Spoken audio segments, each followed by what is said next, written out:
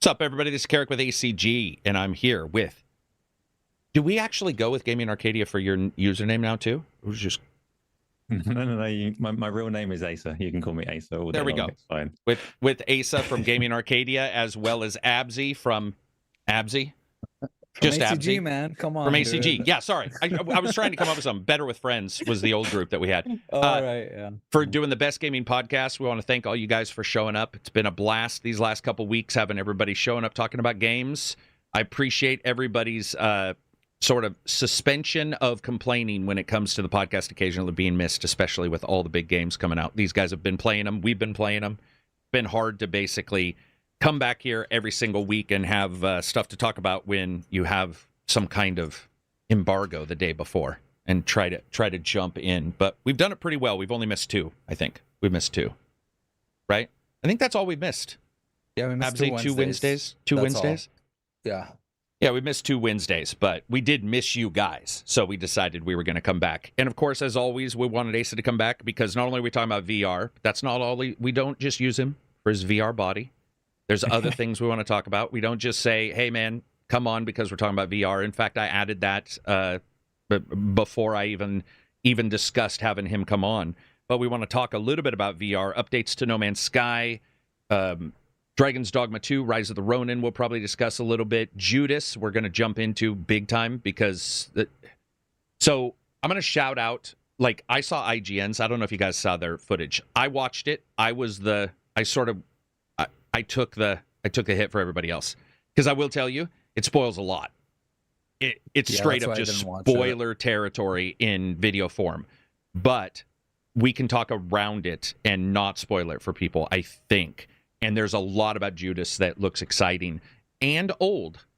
I do want to point it out. I think it's going to be brought up pretty quickly that the narrative Lego reminds me a little bit of Starfield, where a game's in development so long that when they come out with a good idea, you're like, some other companies have done a lot of what we're talking about right now. So it'll be interesting to talk about that one. And then Bulwark Chronicles, which I got to play a bit of. Did you guys ever do Falconeer? The cell shade. Yeah, that sounds familiar. What'd you think, Asa, if you played it? Were you a fan of it, or? Yes and no. It was quite an interesting game because it's made by the one person, and he kind of learned his own methods. Yeah, he learned his own methods as he went along. So the game doesn't put its best foot forwards, and the best parts of the game are much later on. And he always said, if he'd had the chance to go back and do it again, he'd flip that on his head and like do the end first, so that he can put the best bits at the beginning to get people properly hooked. He's a smart guy. I like him. Yeah, I like him too. He released this recently, and it came out to, I would say, somewhat middling main reviews. But Steam, and again, just because I diss on Steam reviews because they are stupid, I'm not going to diss when it does well. And it's like 89% positive Steam reviews. And I think that's one of the things that you and I've even talked about, and Absy and I for sure talked about, is there's a difference between playing a couple hours and playing 8, 40, 60 for a review, right? So these people who are reviewing it obviously have just played a bit, but that's what you just said. He reversed it. So the good parts are first. And while there's some control issues with Bulwark Chronicles, it's like a graphics editor. Paintbrushes for trees in like a video game editor. He had said he was sort of going for that, and that is legitimately what it's like, is painting cities in these particular spots where you can paint it. It's fascinating. It's hard to control, though, man. I've never seen a game that doesn't let you choose what you want to look at. This game, hotspots where you can look. So if you want to look at different buildings, you have to drag the cursor to the building and then hit a button. Otherwise, you just can't. It doesn't really lock onto it. You're just sitting there in the void going, I'd like to see this building. Controller or keyboard and mouse? So I went, when I first did it for preview, I did keyboard and mouse was a little janky, and I did controller. This time I did 80% controller probably, and then keyboard and mouse I heard was better this time around than it was during the preview event. So I haven't got a chance to really dive in. Like player brushes makes a city, or? Yeah. So hacking grids in CSI Miami or something. They'll show like, here's a computer in US, here's a computer in Europe, and they'll show a line. That's how the cities are. So there's a city with a tower, and you can hotspot it and go there. View pops in. But if you're in the city view itself and not riding around in the dirigible, it's basically like a Zeppelin with armor. If you're not in that, the only way to really get easily to another city is to just scroll over there, and you can't really look between the cities. Or between the items you've built. I guess nitpicky almost. It's almost like it has its own viewpoints versus a free thing. But the mouse and keyboard may be different than the gamepad. He may have gone easy on the gamepad, where you're not really looking around. The reason I asked was I saw him say, so Thomas is very particular in that he looks at all the conventions around controls and says, I don't really care about conventions. I want to do it my way. My way. But he specifically tweeted out that he recommends playing on the controller first, that the keyboard and mouse is fine, but he's breaking conventions more so there. So if you are used to a keyboard and mouse and you try and play on a keyboard and mouse, you might kind of hate it, which is a weird approach to setting up a control scheme. So. Yeah. I here's the thing, man. I don't know if it hurts him or helps him, but he's got good reviews on Steam. And I haven't checked concurrent because I hate that discussion right away. Concurrent discussion is brutally stupid. But I hope he's doing well, because even though it didn't really continue to grab me, it's still different and not terrible. Like, it's not terrible. It wasn't that. It was just that it didn't really grab me. I think there's a big difference. And what I saw was enjoyable to like move around and build stuff. And there's this cool thing where, let's say you have a tower and you upgrade it, and then you upgrade it again, then you can go up levels of the tower and just build out foundations. And the more foundation on the tower, the higher the tower can go. And so there's people that he showed in his trailer that had like 24 hours, build what you can in 24 hours. And I don't know if that guy did 24 hours and didn't pause, but his city was amazing looking. Like, it looked like something out of Dungeons and Dragons in your brain. When somebody's explaining to you this fantastic city, you almost never see it in video games. But in that game, you definitely see it. Yeah, it's definitely enjoyable, but again, a little bit odd. I love him because he's sort of open about stuff too. He'd be like, "Well, I wonder if reviewers will even get it. I wonder, I'm worried about the review scores because it's just me, blah blah blah, just doing his thing." So there's nobody else. He's an artist making a game, isn't he? Like, this is a person, and you see it all, and that's brilliant. Yeah. I love that. And you see the good and the bad. Falconeer? It is. It's so what his plan is, which I love, is I think he's still standing by the idea of doing three games in this universe, and so they are tied together, but in only world, if that makes sense. Like, this is the same world, right? And Falconeer is a completely different style game. Like, that's like there's not a lot between these two other than the world. It's a good example. Visuals. Yeah. Is anybody in chat getting that one?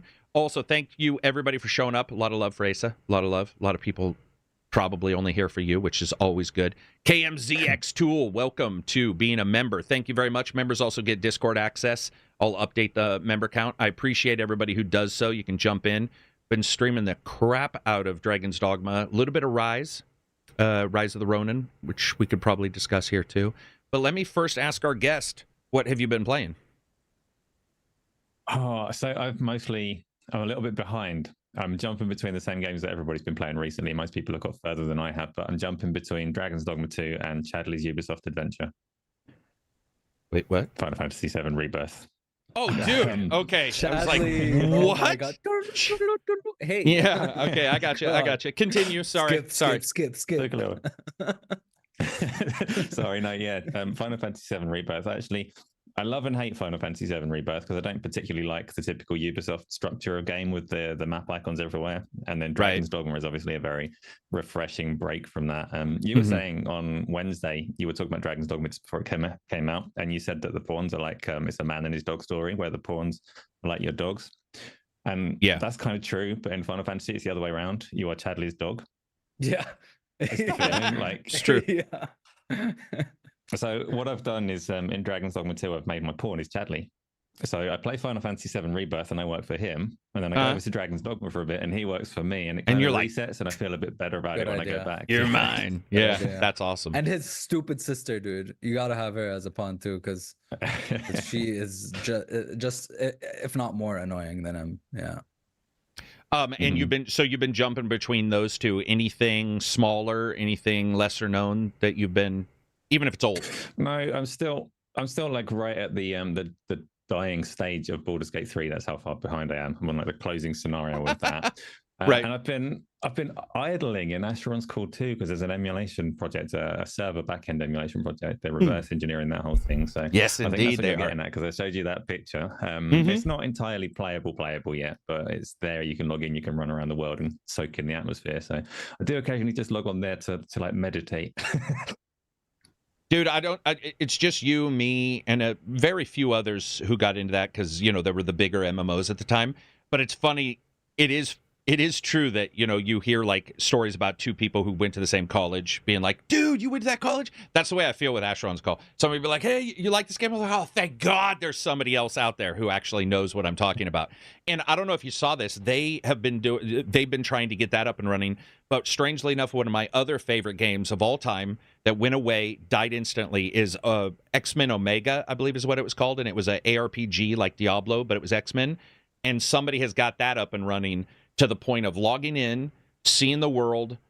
I believe enemies are in the world right now, but some animations are missing because the data set is not on that hard drive. You know, they're trying to recreate this. But I got to tell you, man, when you see those kind of old systems come back up and you find out some dude has a hard drive with some Bitcoin on it and Asheron's Call, or a Bitcoin and some, you know, Omega, you're like, fuck yeah. Because when I first started the podcast, Omega had sort of become, I believe it was free at the time on the consoles. It had already been on PC. And I actually have vivid memories of a bunch of people for the first time ever using Discord, and we all played together in Omega. So it's got this little memory in my head of like this awesome time. Those are great. I think with Asheron's Call, what do you think? Like a year and a half, 2 years before it's playable? Or does it sound like it's making progress? It's a weird project because the lifeblood of the game was always the content updates anyway, which obviously they're not going to be able to do. So yeah, I don't know if they ever need to reach an end point where it's like playable, and if anybody would actually play it in earnest anyway. But, so yeah, I don't know time frame wise. It's interesting though, because they've got a Discord as well, and they talk about the development things and the stuff that they've managed to glean from like the client side of it, the game that you can still download and not play because there's no servers, but the stuff that they're having to try and figure out from like finding old clips on YouTube and stuff like that. Like, oh, this kind of loot is supposed to drop in this region. Okay. Based on videos that are really uncommon because YouTube wasn't big back then. So dude, I never even thought about that. So they're data mining old Let's Plays to fix them. But before Let's Plays were really a thing, so the footage is so rare. 420i, 420 interlaced, you know, where it's all blurry and stuff like that. I'm telling you, nerds can do anything. Put a couple nerds on it. Like the amount of like cross brain stimulation, the idea of going to a Let's Play or going to a stream and going, hey, we can get an idea for where the monster pops by watching the stream. I don't think anybody else would think of that other than a dyed-in-the-wool nerd. And they're doing it, and I wish I could help them. And I sit in the distance and go, oh, I can vaguely remember some of the sound effects. Yeah, do some impressions. Exactly. Yeah, I could do the woodwind. I can be like, hoo, hoo, hoo, hoo. But that is true. That I loved it, but I don't have that memory of it. And then you talk to somebody in a Discord, or not Discord, but a Reddit, and they're like, actually, it was 4 animations for the swing, not 6. And you're all right. Well, these guys are above my level. What about you, Abzy? What are you playing? Just Dragon's Dogma 2 since it came out. I've only been playing that. I haven't played anything else. And you beat Final Fantasy VII. Yes, I beat. So this year I beat Yakuza right like 3 days before Final Fantasy came out, and then I beat Final Fantasy 3 days before Dragon's Dogma came out. So I'm good on time, man. I'm killing it this year in terms of games. Yeah, no, I'm loving it. I honestly believe this is not even hyperbole. I believe it is currently my favorite ARPG combat out. Dragon's Dogma 2, yeah, 100%. I believe it has the best class identity of any game I've seen. It has the best archer identity, warrior identity, sorcerer mage, and thief, all of them. Like seriously, that I've never seen an archer. Usually when archers are portrayed in games, you're just playing a third-person shooter essentially with a bow and arrow.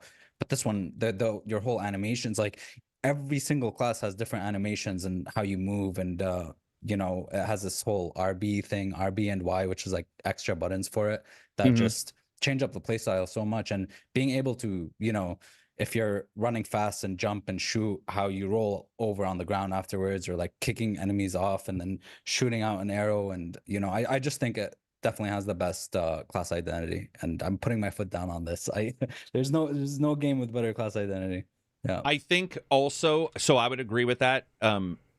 Like whatever you want to call it, feel or what have you. I will say that everybody I've talked to, even if they don't like a class in that, which is rare, I don't know of anybody who said they didn't like a class, but the difference between a warrior and a fighter in that is so night and day. And as somebody who plays D&D, and you always got splinters of classes because they wanted to differentiate, and so you consistently added skills and stuff, those guys are like, nah, 4 skills, we'll still do it with 4.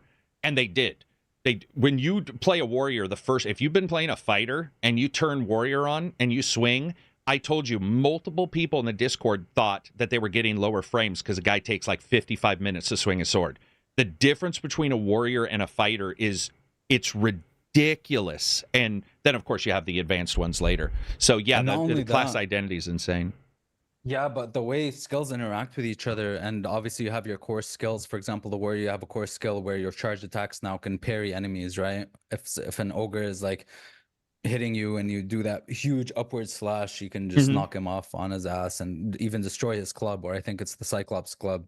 As well, for example, with Thief, you have concussive step, which is essentially like a double jump. You can use it as a double jump and basically play Assassin's Creed in cities. You can jump around and go on rooftops and stuff, but you can also use it with like Helm Splitter, for example. So you could double jump and Helm Splitter a monster's head while you're going down. There's so much different interactions, and being able to go to campfires and change your skills around very easily is really nice.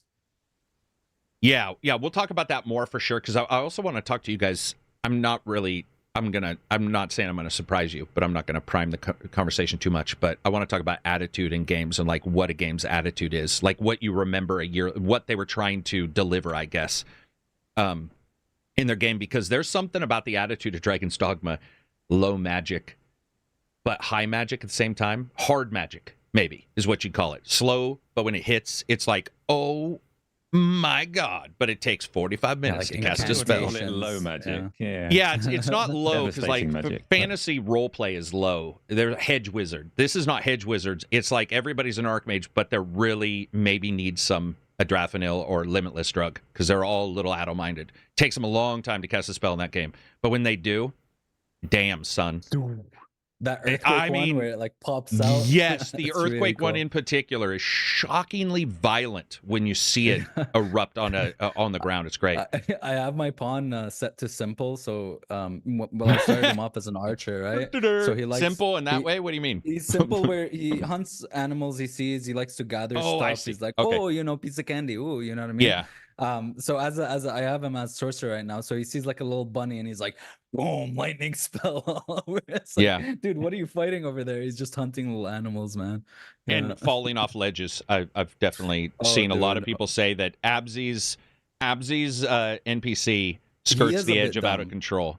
Well, I don't know. I don't know. I think he's reacting to the way you play, which is movement, and NPCs are not as good at movement as a player. He's maybe, but he's maybe because I have him on simple, or just that's the way he is. But he's always behind.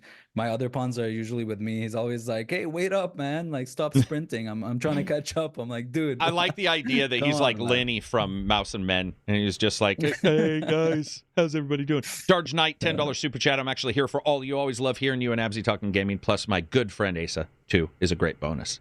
It's okay. You can say that later. It's fine. I was already hurt by what you said. I'm just joking. Nobody was. I appreciate it. You guys rock. My pawn is simple as hell, Deacon says. Yeah, we'll talk about pawns more, but I want to talk about Judas. So Ken Levine invited, or the PR company invited some people to go play it.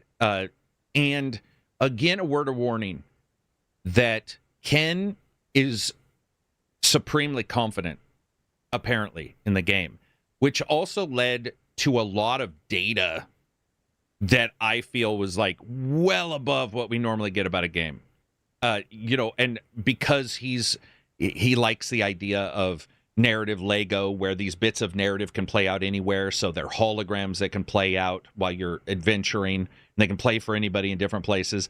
But he was so confident, he actually sort of started talking about the ending. And he legitimately sort of dives into the end and then dives into like worse than Square Enix. Dude, it's the new benchmark by times 10.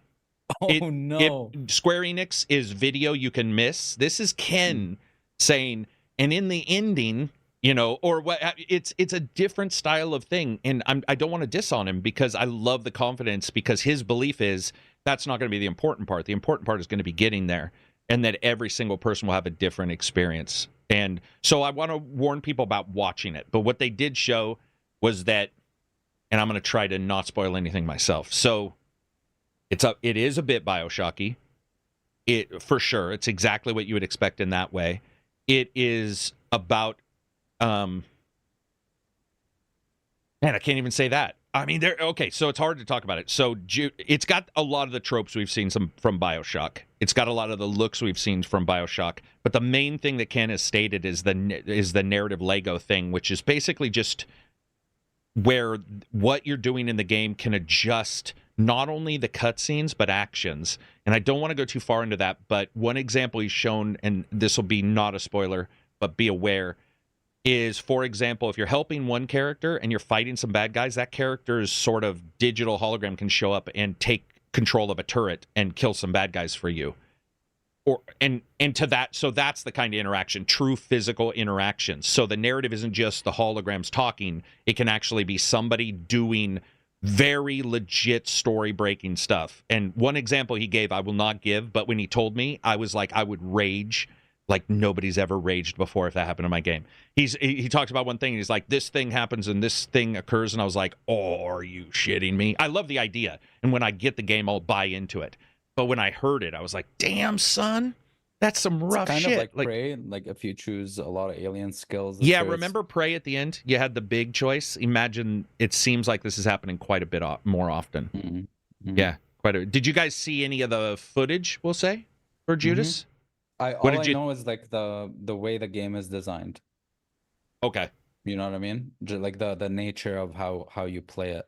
Kind of similar to another game by Arcane in a way. Yeah, that's true. That's true. And graphically very BioShocky.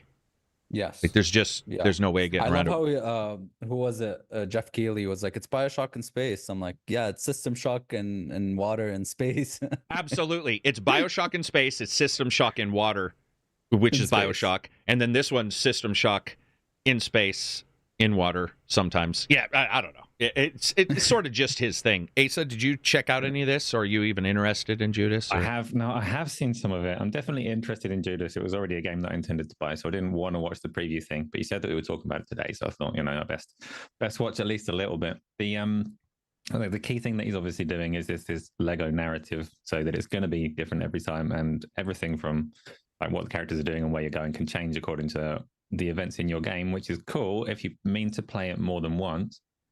When you're trying to tell a tight narrative and you're making it different for everyone, each person is only experiencing their own narrative through it. So he's going to have a challenge to keep that narrative as tight and as focused and as interesting if it's going to be different for everyone. I guess in this kind of like social age where you're watching other people streaming it and all the rest of it, then it's quite cool.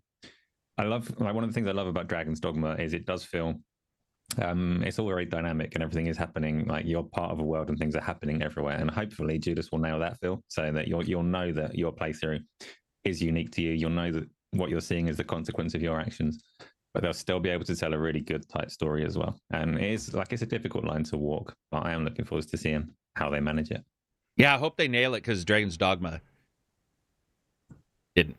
I very rarely play a game more than once. Is why this stands out to me when you say there's like these Lego blocks and you're going to say have all of these different ways through it. And like, well, as long as my way through it is good, then that works for me. Yeah.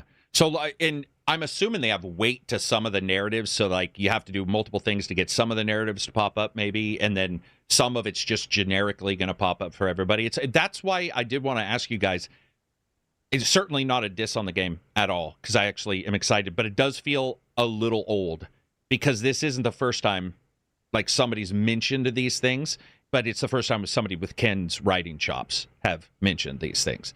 But it is funny that like Abzi mentioned Prey, and that's 2017 or something, Prey 2, or you know what I mean, praise pseudo sequel, whatever the fuck we're calling it. But yeah, so I don't know, man. I love the idea, but I would agree with Asa. I'm a little nervous that, you know, like, I want it to be tight because I think his stories, they're not necessarily tight, but they're delivered. There's like a focus to him. He wants to tell a specific thing. So it'll be interesting if that's not the idea here. And maybe that's why he's saying so much, because it's not going to be about that. It's going to be more about the, almost like a Dragon's Dogma, where it's wide open and you just sort of experience a thing and you connect all the dots yourself, which I wouldn't have an issue with. But I do like the more focused stuff. I just like the idea of a lot of narrative chops being delivered through gameplay. You know, not a lot of games do that really well, and hopefully, you know, Bioshock did it really well, obviously. So I hope this one delivers in that sense. I mean, it's different when you're playing, when something affects your gameplay versus just watching a cutscene. And here's the thing, guys, too. Man, you got to make sure the player knows. You got to be straight up and be like, guys, before you hit A and start this game, what you do can affect everything. So be aware, if this thing happens, one of the things he said, if this thing happens, you got to be prepped that it can affect what you're trying. It can stymie the actual thing that you're trying to do, which can be quite important. Because when he was talking about it and he said it, I was like, damn. Like I said, I don't know if that popped up. If I, like, let's say I was a gamer that didn't review or whatever, and I wasn't looking towards any data about the game, and that just happened to me, some of the stuff he was talking about was be like, oh, somebody be getting bitch slapped in that game. Like that. But maybe that's what he's hoping for, too, because Ken's had no desire to steer away from hating characters. So in the end, maybe that thing that happens will cause people to hate that character, which I love. You know somebody's good when you hate them. You know, when you see a TV show and you're like, that motherfucker can die in a fire. You're like, that probably a good actor, you know, or probably really good writing. You guys we've all done all the BioShocks, right? We've all played all, at least maybe back to System Shock or something. Okay. Yeah, man, I don't know. Ken's or Infinite. I didn't like Infinite. I did. All right. Go ahead. It's weird with me. Infinite was my least favorite one. I liked it, but the DLC for Infinite is one of my favorite of the What trilogy. was that one? Shores or something? No, it wasn't Shores. When you go back into Rapture, it's like before the first game came out. Gotcha. It's it's how it's connecting the games together. Asa, what about Infinite? Like what? It was nothing to do with, like, I didn't mind the setting or anything like that. I just fell off the gameplay. There was just something about it that didn't suit me. Partly because I may be led into a slightly kind of stealth-oriented playthrough, and I hate stealth in games. But this is just not my kind of style. So I don't know, got bored of it really quick. I liked Elizabeth throwing you weapons or bullets and stuff like that. I love the idea of that, which, weirdly enough, when you look at what he was talking about with Judas, this does appear to be, in many ways, replicating the gameplay from Infinite, where the NPC, the quest giver, the side escort, whatever, can help you out and throw things to you and that kind of stuff. Yeah, man, it's also going to be interesting because whenever this comes out, we don't have a date for this, at least that I've seen. We don't have a date. I've also been wondering how long we're going to, like, you know, with Ken, it's like he's going to release it when he wants to. Or no? I don't know. They didn't during this thing, at least from what I remember. But let's say it's 2025. I think that would be awesome if it gets out in 2025. That would be great. Yeah, that would be great to get out in 2025. I just have this worry, you know me, the same thing we talked about with GTA, where I feel like things are delayed much easier now. But some things should be delayed and haven't been. But I feel like a lot of these companies are a little smarter, or they look at something and go, eh. And Ken, in particular, just tears up a game. Like he did with Infinite, where, well, he's done it with others, where he's just like, yep, all right, we're going to start all over. So it's like right up until that game releases. Yeah, some of the behind the scenes was nothing like, yeah. Ken just looks at something, he's like, you know what? Let's throw this baby out. Whoosh, punt it, and then start again. You're like, damn. It's cool, though. It's cool that somebody like that has the, I guess you'd say, financial backing too. That is one thing I want to point out that he talked about, which was pretty cool. He talked about the meetings he does with the finance and how he explains where he's going and how much confidence they have in him. And I think most people could agree he's pretty much nailed it. I mean, even if you didn't like BioShock or you didn't like whatever, he's still pretty much nailed it. So there's a lot of confidence he's earned, obviously. But it was cool to hear him talk about the meetings he went to sort of every, whatever it may be, the milestone meetings. He's like, here's where we are now, and their confidence in just letting it ride. Just being like, okay, you're still making the game at least. You just go do your thing and sort of stepping off. Is there anybody else that has a feeling like those games? I would say Arcane does, right? Arcane has that kind System of Shock, obviously, in a way. Well, but do you mean company-wise? I mean, like an entire developer-wise, other than his teams. It feels like Arcane's probably the only one, Dishonored, Prey, that are sort of in that. Have we got other games from other people? Yeah, that they're very unique and far and few in between. Other than there's a lot of indie studios popping up.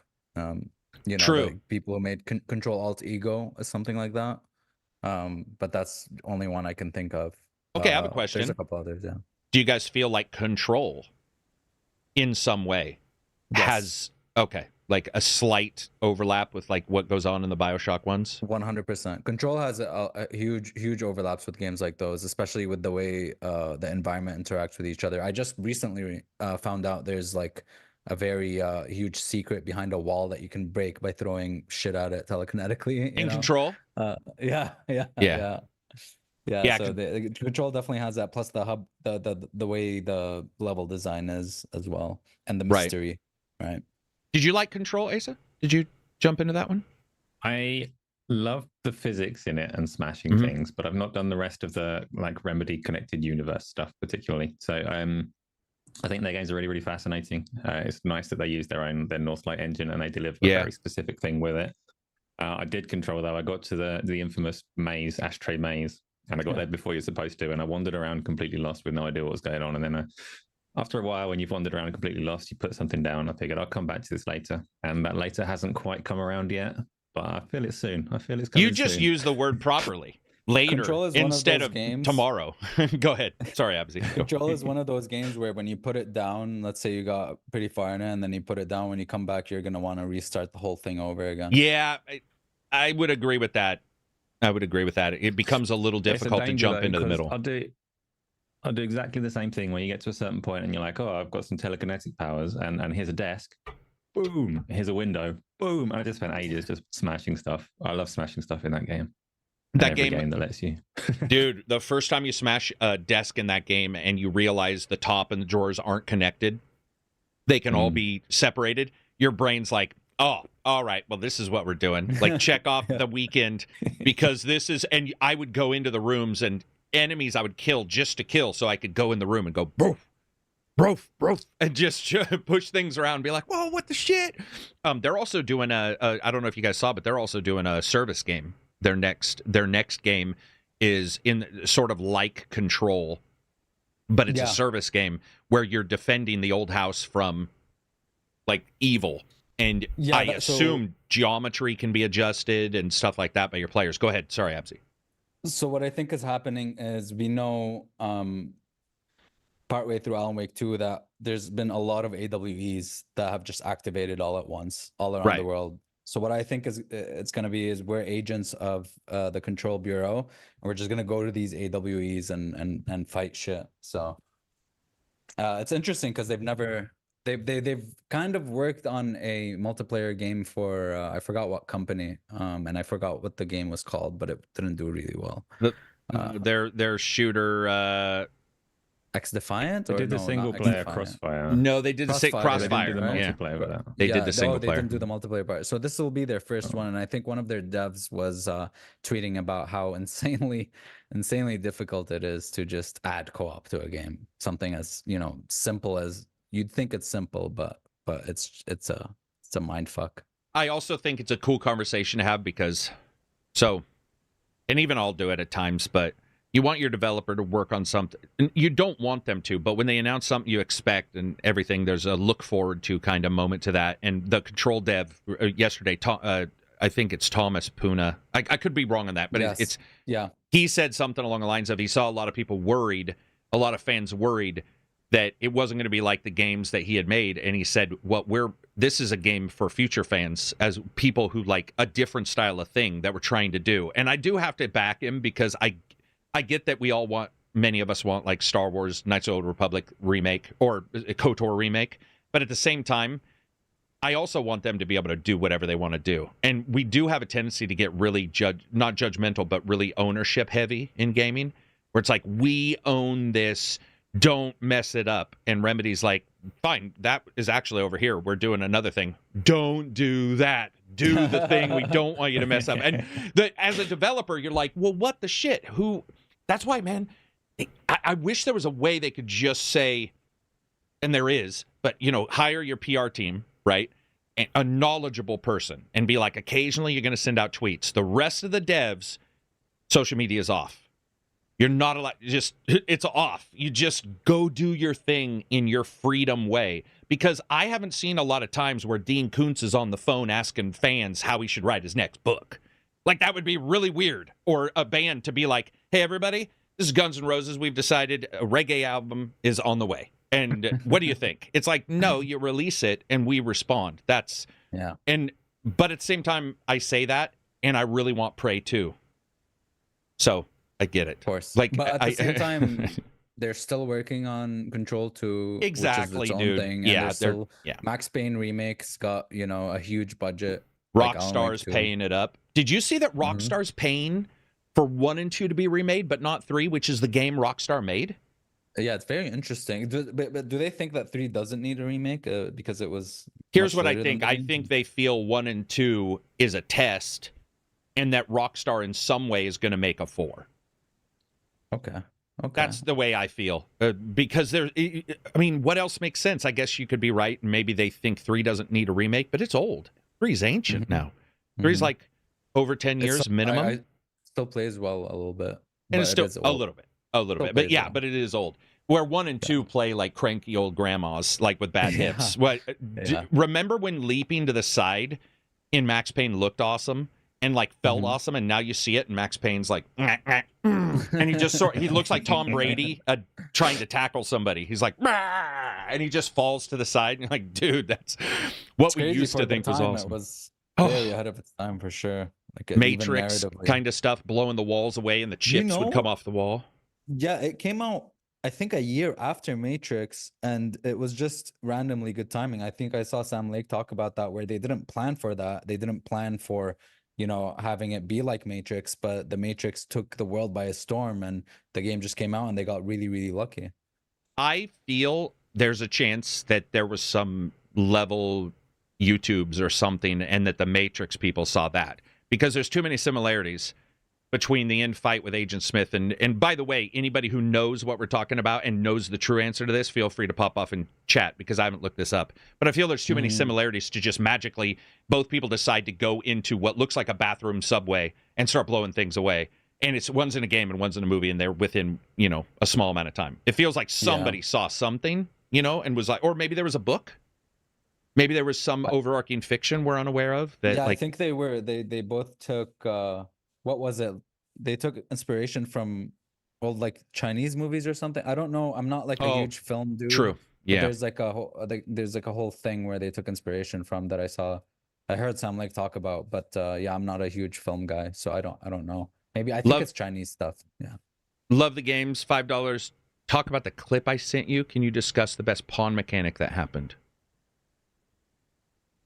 Talk about the clip I sent you. If you sent me a clip in Discord, I can't open that right now and run a video, because it's going to play the audio. I don't know if you mean, I think you just mean talk about, well, he sent me a clip. See, the problem is I got a lot of clips. I got 600 clips sent to me from Dragon's Dogma where people are excited about it. And we're sending me, and that happens with every game. It happened with Rebirth. It happens with others. Like John Woo, yeah. Yeah, I think he's talking about, I think it was another Griffin clip. I could be wrong, because I got sent a lot of these where people had moments with the Griffin where they got on its back and flew him to the other land. Or, I had that. It flew me across the map, man. Yeah. Yeah, if that's what you mean, I love the games. We're going to talk about overall when it comes to maybe the best moment or best pawn mechanic. Have you guys had one particular singular moment yet in Dragon's Dogma, or is it more just crazy shit happens and it becomes a like? I think the first time I fought a griffin, the way it wasn't anything special if I talked about it, but the one that, you know how fighting dragon in Elden Ring for the first time was like very cool. The first time fighting a griffin, I was up in the air and it was trying to fly away, and then I just smashed it on the head with my sword. I think I did the big ultimate thing from the fighter because I was standing on it. Because now you don't have to keep climbing; you can stand on. Yeah, them, right? exactly. Get your stamina back by just really cool balancing on it. And then it just nosedove down to the ground, and I just jumped off of it, and I felt really, really cool. Yeah. Did you have any yet, Asa? Like any? Oh, and any... sorry. Oh, go ahead. And with the pawn thing, like my pawn was an archer, and he had this attack that just made enemies fly, right? And I was a thief, so he made an enemy fly, and then I roped it back down to the ground, and it was like a cool like bro moment, you know what I mean? Oh, and obviously every gotcha. time your pawn catches you from falling is really cute. Yeah, like Princess Bride. Jump into my arms. Asa, what'd you have? Yeah. I've not done anything that cool in that game yet. I mostly spend my time running around throwing things at things and throwing people at things. So my pawns mostly play the game running around throwing people at things and throwing stuff off of cliffs all the time. I did manage to get two of them to faceplant off a cliff and die, which was interesting. So hopefully they'll keep on doing that. Feels good. Feels good. Because I'm a thief like Abzi is with the cartwheel. Mm-hmm. I love Catherine will move, and I use it for traversal, so you can execute that from midair. So you jump off a cliff and execute to land on the next one, and your pawns can't do that, so they just faceplant off the cliff and die. So I'm hoping they actually like take that trait back to their masters and just keep dying off of cliffs. Oh, it definitely takes it definitely takes stuff back to the masters. Like it's tracking everything. The one cool one I had was where an ogre and I were fighting. Dragon came in, destroyed a caravan that was randomly there, smashed that, and I was like, oh crap. But when it tried to fly off, the ogre was stuck on its front wings, so it flew off with the ogre on its back. Now, was it perfect? No. Did it look perfect? No, because the animation isn't there for that. But what you basically got was a small, short glide with a dragon and an ogre, and then they just crashed. But I was like, dude, that is legitimately, absolutely nuts. And I would also say, like, the Dragon's Dogma has never been known for, I don't know what the term would, it's been known for, like, here's some things that can happen, here's some enemies. This is the first one was known for this. Dark Arisen, I think, sort of really focused it down into a completely, almost like a dungeon. Well, it was a dungeon, but it's a different thought process that was in Dark Arisen than in the open world of Dragon's Dogma, which I'm assuming 2 is going to have the same thing. But I will say that when you start getting slightly different enemy variations or makeups. So I could see you playing this game and going, okay, it's goblins, just like Skyrim, where I get tired of fighting goblins. Elden Ring, I got tired of fighting the same guys, whether it be undead or what have you. The same thing happens in Dark Souls. I always find myself at some point going, The one thing that happens with this game is everybody kites so easy that I almost never have one group. And this is also how you fight. When I'm the fighter, I do a lot of charging, which then alerts another group. So pretty soon, it's some wolves, a bison, a dragon, and a griffin all going, fuck this particular spot on the earth. And then you have your pawns playing their way. I have noticed that when I fight, or when I was fighting, and I bumped into a new character, like the armored Cyclops, and that first time your sword bounces off him in the middle of the night, or in the darkness, and you're like, what just happened?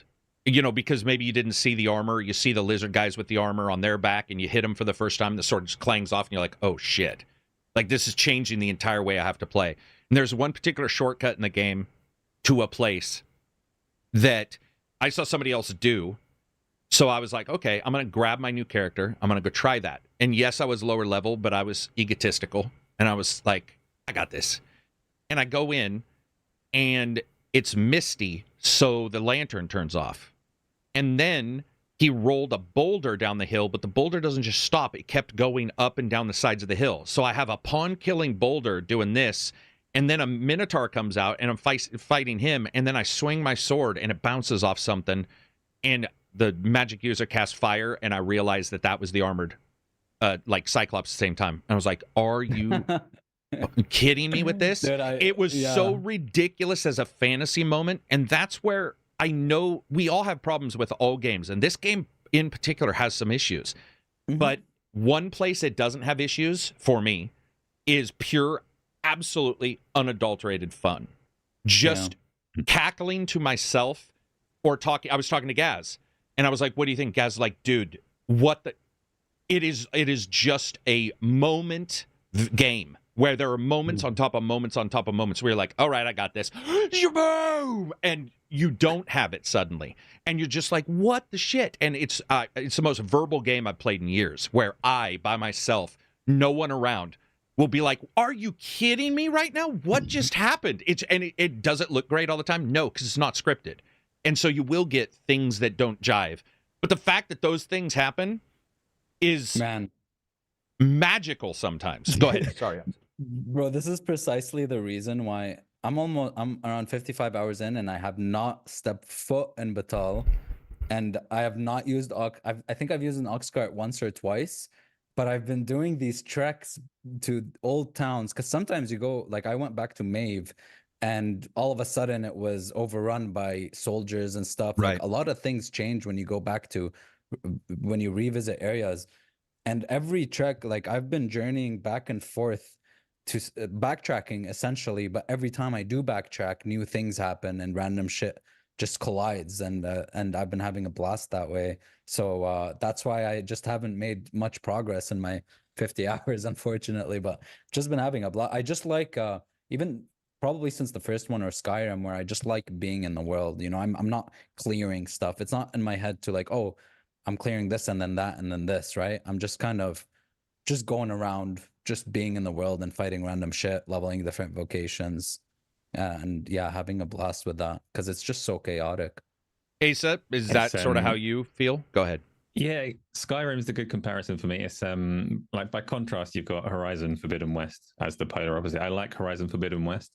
It's polished as hell and it's gorgeous, and I like the story, I like the gameplay, I like everything about it, but the world doesn't react to you in the same way. The world is built around you. Everything is really, really meticulously placed, crafted, created, and all the rest of it. And it makes it feel kind of static by comparison, because you'll go to a place and things will happen, but those things are scripted. They've been written. They're supposed to happen when you emerge at that point in time, and they will always happen when you get there. And you play Dragon's Dogma and you get a complete opposite impression. Like, stuff is just wild and you never know what's going to happen, because anything can happen. And I enjoy chaos in my games. This game is full of it, so I'm having a great time just running around like that. Yeah, Love the Games says, fighting $5. He says, fighting a dragon, holding on while he flies in the air, then falling as I'm about to hit the ground. My pawn catches me. I do remember this particular one, and that is the other thing is, they're these dumb, fucking, like a pawn catching you. Like what? Who late at night goes, why don't we have the pawn catch you? Because a lot of the classes have a fall mitigation. They have something. And for example, a fighter has that ability to use your shield and just hammer into the ground. And yet they thought, let's put the pawn catching. And then once you start realizing it can happen, you start realizing how often that happens, or how other pawns will catch pawns, or there'll be these things going on that you're watching. And I also love chaos in my games. And it's funny you mentioned Forbidden West, because I love Forbidden West. I love Forbidden West. I like the Horizon games. I think they're very enjoyable, but they are movie. They're the big sort of directed movie games where they have a big moment that looks like Transformers, but it doesn't look like Way of the Gun or Pulp Fiction. It's a different style of action. And then you see Dragon's Dogma, which is a little rough and a little like bloody and in your face, and things don't jive all the time. But by them not jiving, it feels a little bit more alive. Even if the world doesn't have as many animals or something, somehow it ends up feeling more alive, because the weirdest shit, you'll be in a town, and I was in a town buying stuff, and I just hear like, they didn't say fuck you, but just like, no, screw you. And I look over and two women are just having a slap fest in the middle of the fight, or in the middle of the... So I buy my stuff and I'm like, what the shit? And I go over and they're just arguing and they're beating each other. Now, this has happened in other games. I've seen it happen in other games. You might see it in a Skyrim or what have you. Or you might see them fighting. You might see NPCs in particular in the open world. But in the cities is cool, because it feels like that's been a safe zone forever. In the cities has always been a safe zone for most games. And if it's not, it'll descend into madness and lawsuits in the game. And in this game, you'll see I mean, wolves coming in, ogres fighting, villagers, wearing shitty armor or some crappy pants going to fight. I mean, just like, what the shit? Like, this is all happening in the first 5 minutes. I will say, I haven't gotten numb to it, but I do absolutely believe that for some people, because the story is balls, man, the story it's not a story game. Balls. Yeah, it doesn't. You can't. If you're arguing with a person who desires to get this versus Horizon, let's say, you've got the monetization that goes on here. You don't have it in Horizon. You've got some things. One thing I can't prop up in Dragon's Dogma, other than freedom, is that the story is good. I can't prop that up. It's trash. But there's some sort of feeling, like, obviously I'm not playing it for story, but there's some sort of connection I have, not because characters are well written or anything, but because of the mere fact that I go back to an old town because I want to visit this one dude, but he has like a different quest for me now, and he's getting overrun by soldiers, for example. He wants to like stop like this thing that's going on. This feeling of maybe uniqueness, or maybe because I decided, the game didn't tell me, but I decided to revisit that new stuff propped up. Right. I think that alone made me feel more connected with the world and characters than the story or writing. Does that make sense? Like, the story and writing isn't good at all, but I feel like just because unique and random stuff are happening, just because I decide to visit or do certain things, that alone is just making me have more of a connection. Plus, player agency, basically. Yeah. Plus, I gotta hand it to them, man. I love the world and level design, the map design, the way things connect, and certain crevices and little things you can find. I think it's so well done. Ancient Battleground. Battleground was amazing. Four different ways to get there, and we had 40 streaming at one time. 30, sorry, streaming at one time, and every person who was playing that had got to it in a slightly different way. Yeah, and they were all in that spot. Yeah. So that was cool. I revisited the town on the very east. It's called Nameless Village, and I feel like, other than random stuff happening, every time I revisit something, I notice something I haven't explored, because there's so many tiny things you can find. Like, I found a hole in the ground that led to a huge platforming puzzle thing, like a Zelda thing. That led to like an ultimate ability. I'm like, okay, well, so that type of stuff, that type of level design that just connects stuff together so naturally, I really, really enjoy it, for sure. I think it's cool that Judas's data came out now, because I actually think with their idea of like random chaotic things happening with the narrative, that it's sort of like their own style of this. I want more games like this, where, I mean, it must be hard for somebody like Ken to write things and make them all work in this way, because he's hinging on the story part, which that will be difficult. If Dragon's Dogma hinged on the story part, they failed utterly. I mean, that story is horrendous. But when it comes to the action part, they hit it. And Asa brought up earlier, it's like, it might be good for one person and not good for the other. That's what Ken's biggest danger, I think, is going to be. And does he front load it with enough data that everybody has a concrete? And then how do you front load story? We all know that sucks. Like a lore dump. Lore dumps are like scrolls in movies. It works like 3 times in the history of movies where the scroll is actually a good idea. Go ahead, Asa. You were going to say something. I was just going to say, like, how do you backload it as well when everyone's going to get to a different back? So he's going to need to try and work it so that every combination of Lego blocks has the satisfying story beats at each point that you need them. Have you played? Hopefully will. Have you played 13 Sentinels at all? No. I think they did it in a very, very, like, they're the example of that being done right, where it's not, you don't really change the narrative, but you decide how the narrative is told to you, kind of Lego blocks, but there's only one way to create them. They only make one product, so everyone gets the same story at the end. But the order in which you see the story, there's like different characters, and you see their individual stories and can progress them at any time you desire, but they all make a cohesive narrative somehow that just works really well. And I think that's a really good example of how that could be done. But I don't know if you're introducing the element of player choice and the story changing, how that will just change everything at the same time. I feel like that's a huge undertaking, for sure. Audio is going to be amazing. On audio, they're not going to see you shouting at a dog. They're just like, see me. Got bored of Absy. No, I had to. I don't know what it is, man. It's like this time. It's probably the delivery is always at this time. But dude, like clockwork with that dog, and he's doing it again. Hey guys, shut the hell up. I think that those games have difficulty. I think Dragon's Dogma chose not the easy route, but they chose their route. Which, by the way, the first game didn't have a great story either. It's all about you're the Arisen, bye. And you're like, all right. You know how a lot of games are like, you're the chosen one, you need to prove yourself. This game's sort of like that, but the proving is really laid back. It's more just like stick around long enough for something to trigger. And I will also say that some of the missions are difficult to trigger. I saw a distinct problem with 2 missions when I was in our chat. Everybody was streaming this, and they at least 50% had a problem with 2 of the missions that were very particular issues. And I was like, okay, that I could see why a person who's prepared for the action parts gets back into the story and can't remember how to trigger the moments because it is loose. It's very loose. And there's one particular part where I realized the open gameplay and the craziness over here was actually impacting people coming back to the story and trying to figure out how to clip that game, how to get that game to sort of realize he wanted to do story and not kill some more goblins. He was like, I want to do this thing, and trying to trigger it and get it sort of going back on that line. Go ahead. For me, like, it's not occurred to me at any point while I'm playing it that I want to try and push the story forwards, because, like you say, it doesn't set up as having a good story. And you could tell me that the game doesn't actually have an end, and I wouldn't mind. Like, the story is not, and it's literally not occurred to me. I think partly because there's some guy that's supposed to escort you somewhere, and I might have thrown him off a cliff, but nothing has like pulled me towards the story. I'm just like, I'm just exploring, doing things, and I'm happy doing that.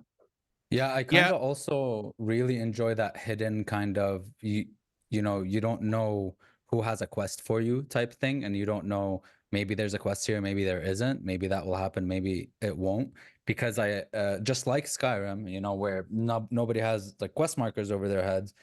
I like subsequent did I say that right?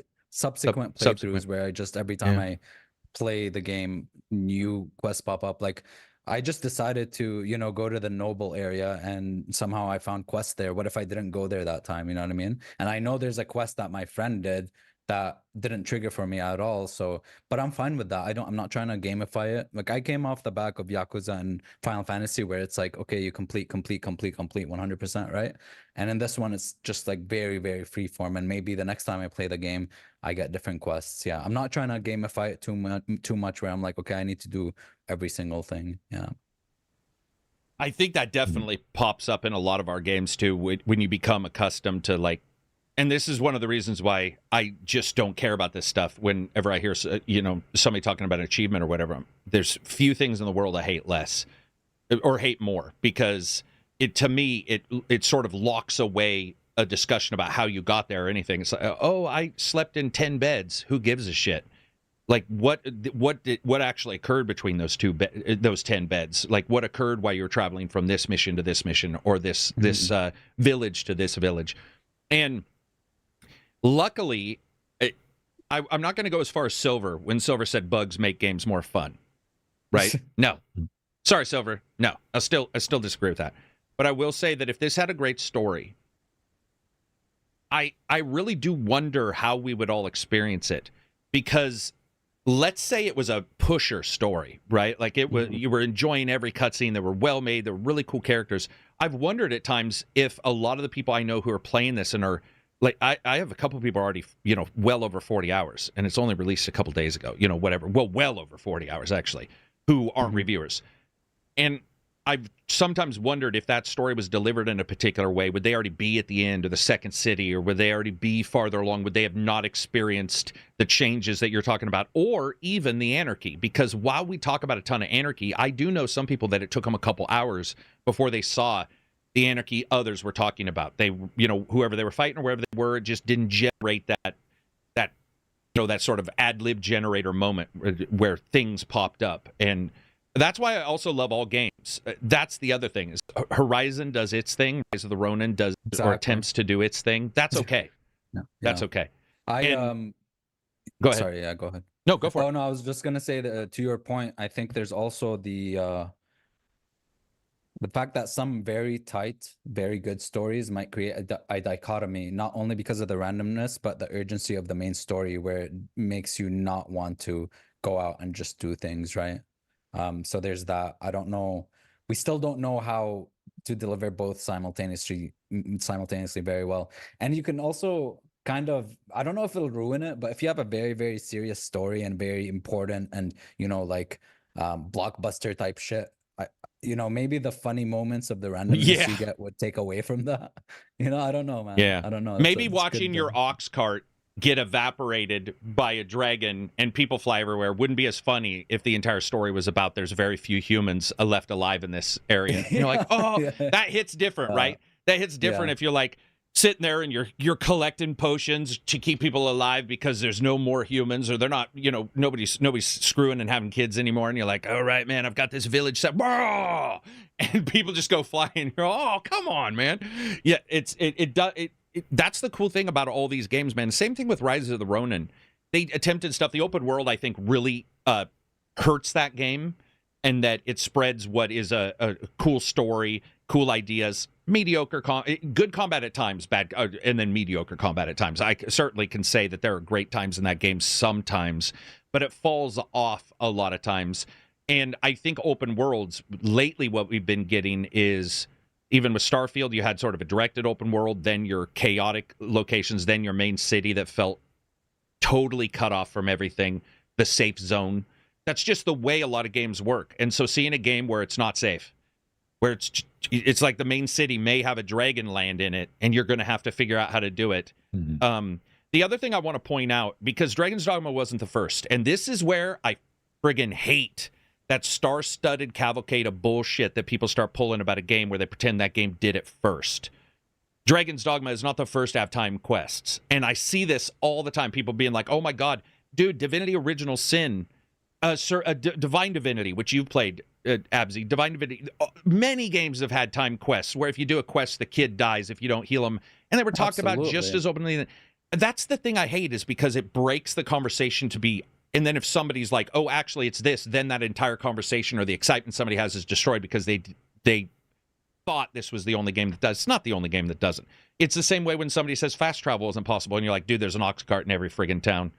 It's like, it's not that hard to, in fact, I've seen other games and they give you way more port crystals than needed. They give you way more port crystals. In places that don't have ox carts, and you're good to go. I hate that hero worship. I like it, but more as the excitement of what occurred versus the static fact of a game. It's like, oh, this is the only one that did it. Why say that when you can just say this one had a really cool timed quest? It doesn't seem like that you're losing anything by just saying that. And instead, you're just saying that's a good idea. We've seen it work now in games. Not only this game, we saw it in the original, and then you see it in, like I said, the Larian's been really good about it. Witcher 3, I believe, did it a couple times as well. I could be wrong on that because this conversation has come up, but I couldn't remember. A lot of more old school RPGs did it, and I feel like this game is super old school RPG. I'm playing it, and I just feel like I'm playing an early 2000s RPG. Even when you go into the UI and the menus, and when you just scroll up and down the menus with that sound, that same sound effects that goes like, I feel like I'm playing a Might and Magic game, and I love it, dude. But yeah, I feel like it has a lot of Magic. Maybe people forgot about old school RPGs, but it has a lot of those tropes. Yeah, it definitely does. I wanted more of that in Baldur's Gate 3, because Baldur's Gate 3 threatens it a lot. Like, it does. Sleep, there's going to be certain quests that are going to progress, and there's probably going to be consequences. So I'm playing through that like, oh, I don't want these consequences. We should probably try and stay awake and get stuff done. But I've seen very little evidence, apart from right at the start, one particular quest, very little evidence of anything actually progressing when you can in that game. It's mostly in the start, and later on, you do want to sleep way more often, because some narrative stuff won't even trigger if you don't sleep that often. This is something that, it firmly happens, but where things get front loaded with the special whatever the game's having discussed around it, and you notice it, and this is by far, Larian's not the only one that's done this. You see this with a lot of companies and a lot of games where they'll be like, oh, there's this one special thing, and your brain tells you, okay, that could happen 100 hours into the quest line, and you find out that really it just happens a couple times because the dev wanted you to believe that time mattered. It's not that they wanted, because it's hard for them too to make time matter. It's really difficult for a dev to a little bit of lying to tell a lot of story. And I've seen that with a lot of these games where they front load a little bit. Hellblade has a brilliant one. Do you remember when Hellblade came out and people believed that if you die a certain number of times, there's like severe consequences? Yeah, severe consequences. It's told that way, and they let the internet believe it. I love that as a storytelling mechanism because nobody knew, and it took ages for people to like test the theory. I'm just going to die 50 times and see what and then track happens. it out. Yeah. I in fact, personally, that's one problem with the internet, including myself, is that a little bit of the myth goes away. And I don't mean bad myths. We wouldn't want those. You do get those sometimes. But I mean the myth of like, this may happen. So a person plays a certain way. They don't need to be proven otherwise. They don't. They're played a certain way because they thought that might matter. And in their brain, that tells the story that it may matter. But they don't need, I don't need, for example, to have somebody tell me that getting kicked in the nuts hurts. You know, you'd just be like, dude, it looks like it hurts. Everybody appears to think it hurts, so I'm going to protect my nuts. But in some weird way, with games in particular, we have a tendency to dive, right? You have a tendency to, even if it's later, it's, you get analysis videos or what have you, and I've done them, so I can firmly say it's happened to me, where you'll have things said, and the developer 2 years later will go, that's not actually true at all. I mean, we told people that, it looks like that, but that's not what's actually occurring at all. We just, and that's the storytelling. It's not fact delivering, it's storytelling. It's a different situation altogether. And the feeling of threat is great. Look at Fallout, man. Terrible stories. Terrible. Your family member, you got to go find them. Fucking 70 hours later, you're still fighting some, bug next to a wharf, and you've forgotten your dad even exists, or your family member, or what. You're over there just shooting, going like da. You got your shopping cart full of stuff.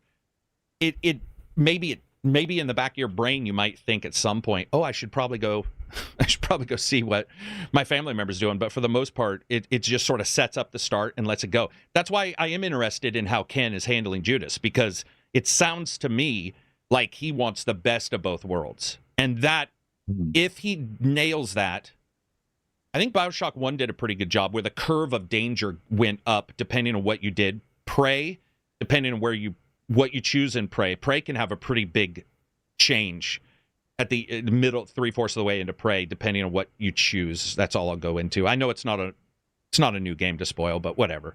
There's not a lot of games that hit that very well. It's pretty hard to hit that, especially when you start adding in momentary stuff.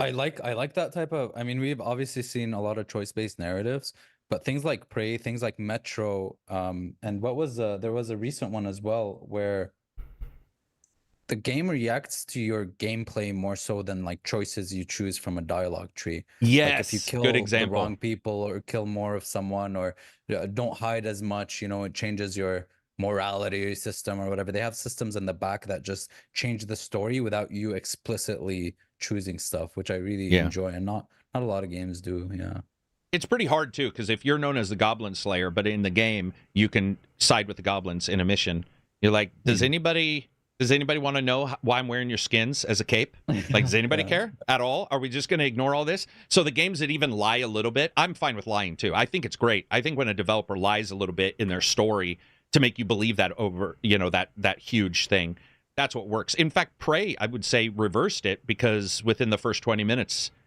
they show what is a lie right away. And then the lie is the lie. And you're like, what? They did such a good job in that game. Souls Sleeper, $12 super chat. Gents, curious how you all mainly consume your games screen-wise. I just made the jump back from LG OLED 65 on a couch to a 32-inch QD OLED monitor on a desk, mainly due to falling asleep on the couch. Happy face. I've fallen asleep playing a number of games, definitely on the couch. Do you guys we all do monitors? We all do monitors, yeah, I have right? a 32-inch Ultra Gear monitor. Okay. What do you have, Asa? TV game. I'm mostly TV game. It depends on the game. If I'm playing something more cinematic or control pad based, then I'll TV. If I want to play like a competitive game, a shooting game or something like that, I find it much easier to pass information on a smaller screen. Absolutely. So then I go monitor if I want to shoot stuff. And obviously VR screens strapped as close to my eyeballs as I can. Yeah, taking the faceplate out so you can get the VR screen to almost touch your eyes when you blink up and down. I know those games. I've done that. Where if I put it on just wrong, my eye, the moisture in your eye will cause the cloud. Not even sweat on your skin, but your actual eye just. Well, knock it off the laser thing. That's giving me lasers to consume. That's body horror. When I play games, I have a too big monitor in front of me. So we've talked about this many times, but especially HUDs, where if there's a HUD and I have to look down, that's why Dragon's Dogma is great, because you can hear things and stare straight. But I have a too big of a monitor in front of me. So either I have to sit back or I play those games on the TV, which is farther away. I think the couch is a comfortable spot. Yes, I know you can use a mouse and keyboard on a couch. I have it. But I will say I have a deck for that.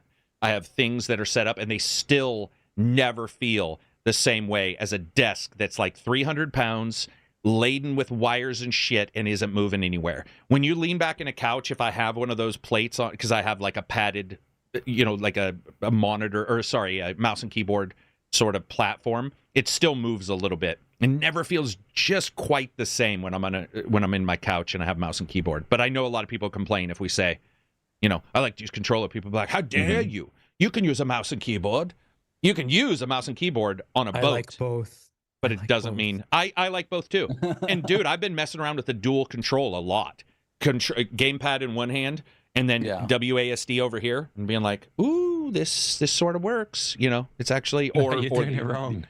Or the other way, where you have the thumb on the... Well, I do both. I'm lefty, by the way. You're taking the worst of both worlds. You're I'm aiming southpaw. with the stick and moving with the keys. No. I'm southpaw. Sorry, I'm southpaw. So I do have it reversed. That is one thing whenever I explain to anybody my Halo, they're like, you do what? I'm like, no. I'm southpaw. Sorry. I should have made that clear. I would definitely dual control if there was like a one-handed controller, but controllers are too weighty to... They absolutely are. My main complaint, Asa, is that also if you try to move up when you are holding a big one, it goes diagonal because of the weight. If you're holding that controller like this, and you get this weird zigzag. But I got to tell you, when you're playing a game where the guy won't fucking move the same speed as you on a quest, a gamepad is legit. Where you're just like, I'm going to walk the same speed as this motherfucker. And you're just it feels much more just solid versus... In those lesser games where you can't pick them up and throw them. Yeah, they should all be Dragon's Dogma. Why can't we? Dude, we saw people putting pawns, carrying them all the way to the quest location, dropping them off, doing the quest, turning it in right away. And you're like, dude, seriously? That is just hilarious. But Soulskeeper, that's what we use. I also used to use VR, the same as Asa, but I also used to use a projector. The amount of heat a projector throws off is legit surface of the sun. So I've gone away from projectors. I also think with projectors, even the super bright ones, we have a pretty bright house, so a little hard. Gamesley, $5 super chat. Hello, beautiful people. If you could take one gameplay mechanic from DD2 and drop it into another game you love, what would you take? I think we just sort of carrying people. I guess the unrestricted gameplay and combat of DD2, put it in the Elden Ring world. You know what I mean? Oh, dude, that would be awesome. That would be awesome. Let me read some of these. My co-host on a Thursday, so he's a good guy. Let me talk about some of the chats we got. Gareth says, I didn't get DD2 right away, but watched a friend play it. And despite the performance issues, watched a group of friends also play it. And the amount of fun they were having caused me to jump in. Not only were the performance issues much less than I expected, but it's a blast. I see why everyone likes it so much. That's Gareth, $10 patron. Thank you very much. Murtaugh Riggs, who's given us a couple of these chats in the past. In DD2, Warrior and Fighter, Mage and Sorcerer play so differently. It's astonishing. I wish more games separated movements and skills like this. Do you think DLC, though, will come for DD2? Of course. Yeah. Right? Absolutely. Yeah. I don't see them not doing it. Yeah, and I feel like there might be hinting on something. I do, too. But I haven't gone to the end, but yeah. Not only that, but I feel like this is obviously one of their most successful games of all time. Like concurrent players and stuff like that is through the roof, all that kind of stuff. But I feel like they already had that planned. They don't probably wait for sales or anything like that. It was sort of dumb to try to do that.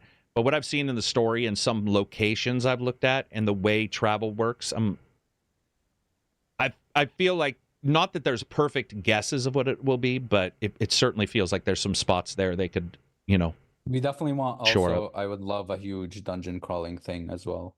I don't know if there is though. I didn't beat the game. That's actually what I was indicating, by the way. Okay.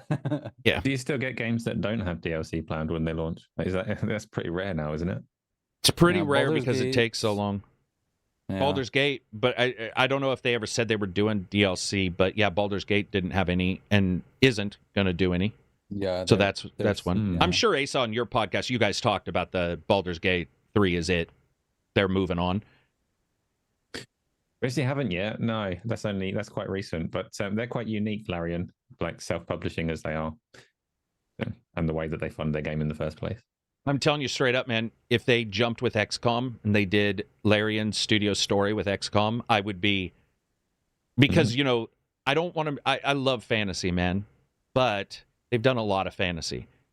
And so Shadowrun, Sprawlgoons, Cyberpunk, XCOM in particular, I think that would be like, you know, it would be chocolate and peanut butter to me. It would be really cool to see them like team up with somebody. They're good though. I mean, and he said what is 5 years or so, you know, it's especially with their interactivity in combat, like interactivity with the game world and what you can do. And just thinking we were talking about like, what if one character has some type of item that splits lasers, and you know, if it's a futuristic game, somebody shoots a laser, hits that beam splits out, hits like 10 guys, you know, that because they love the mist, or fire and water makes mist.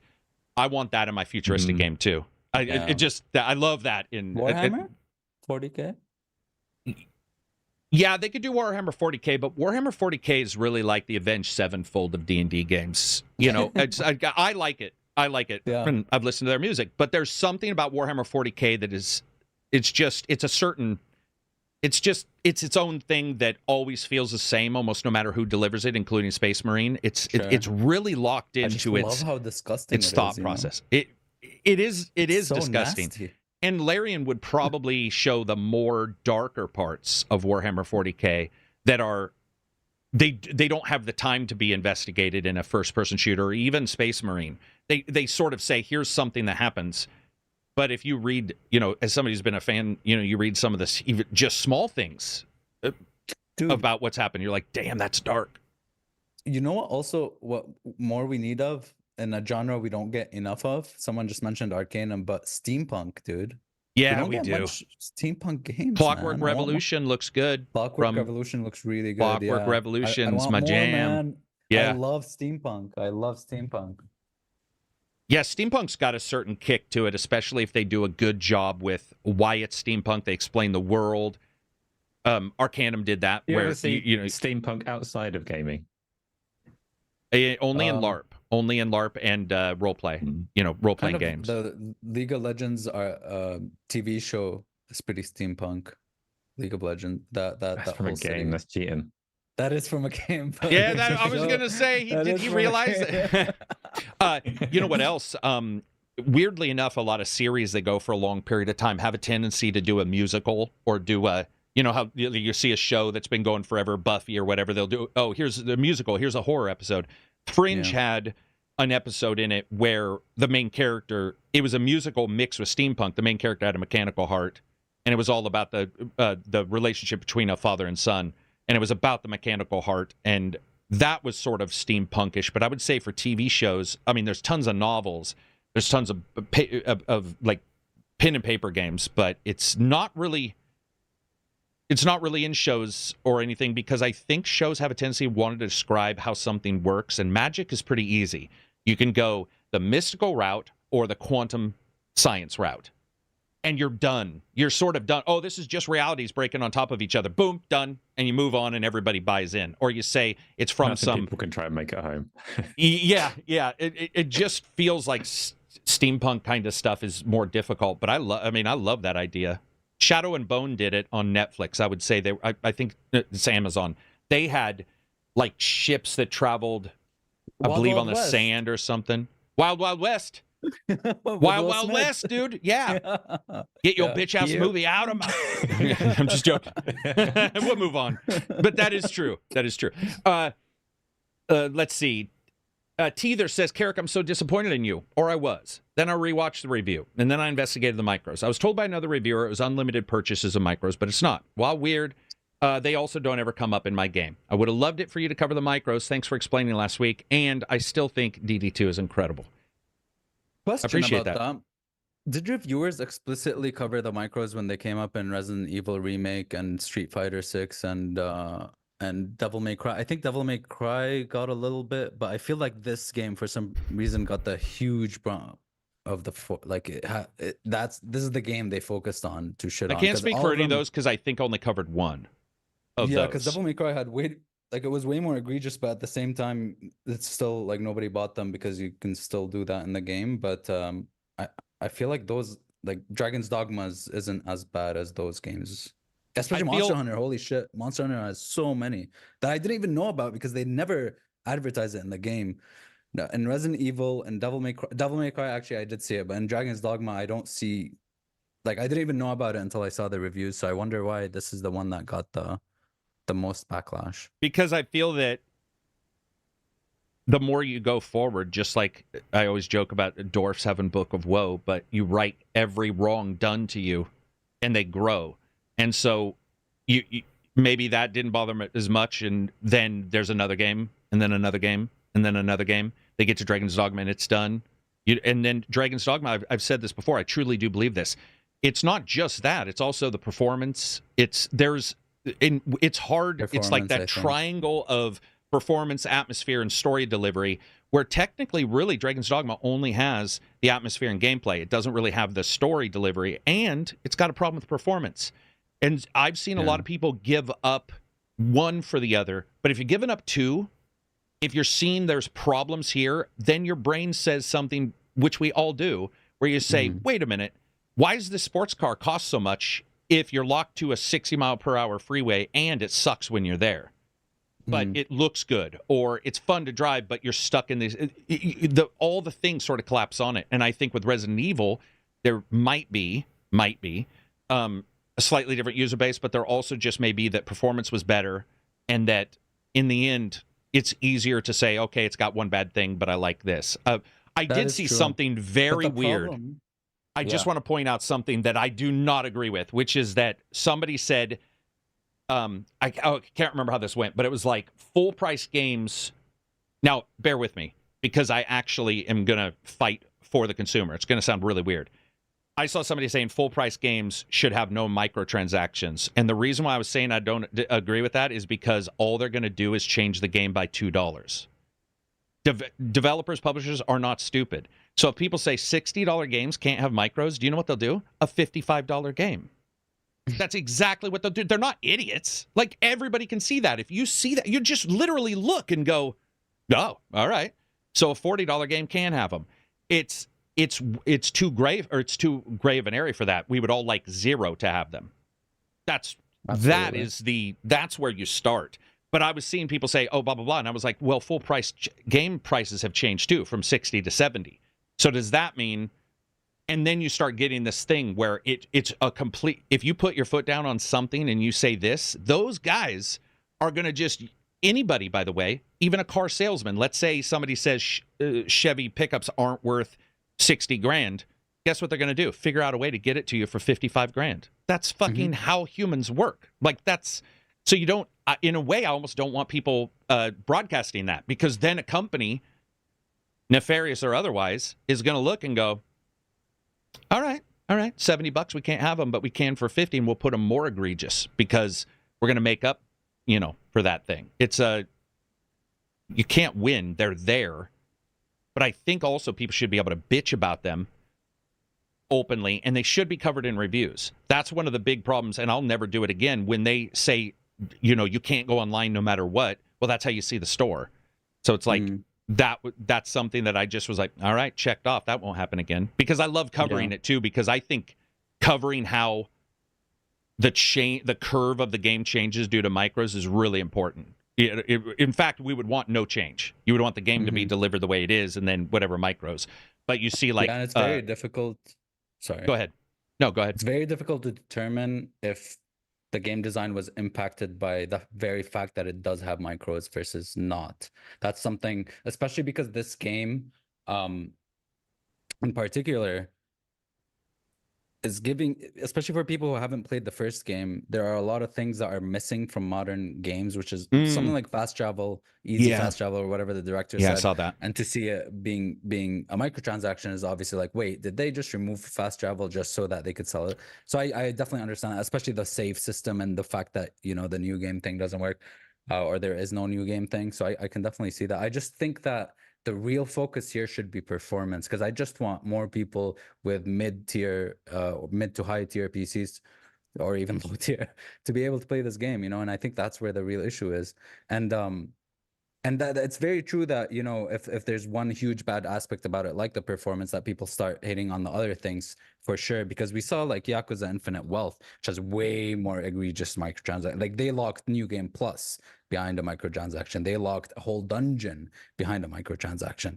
But it ran well.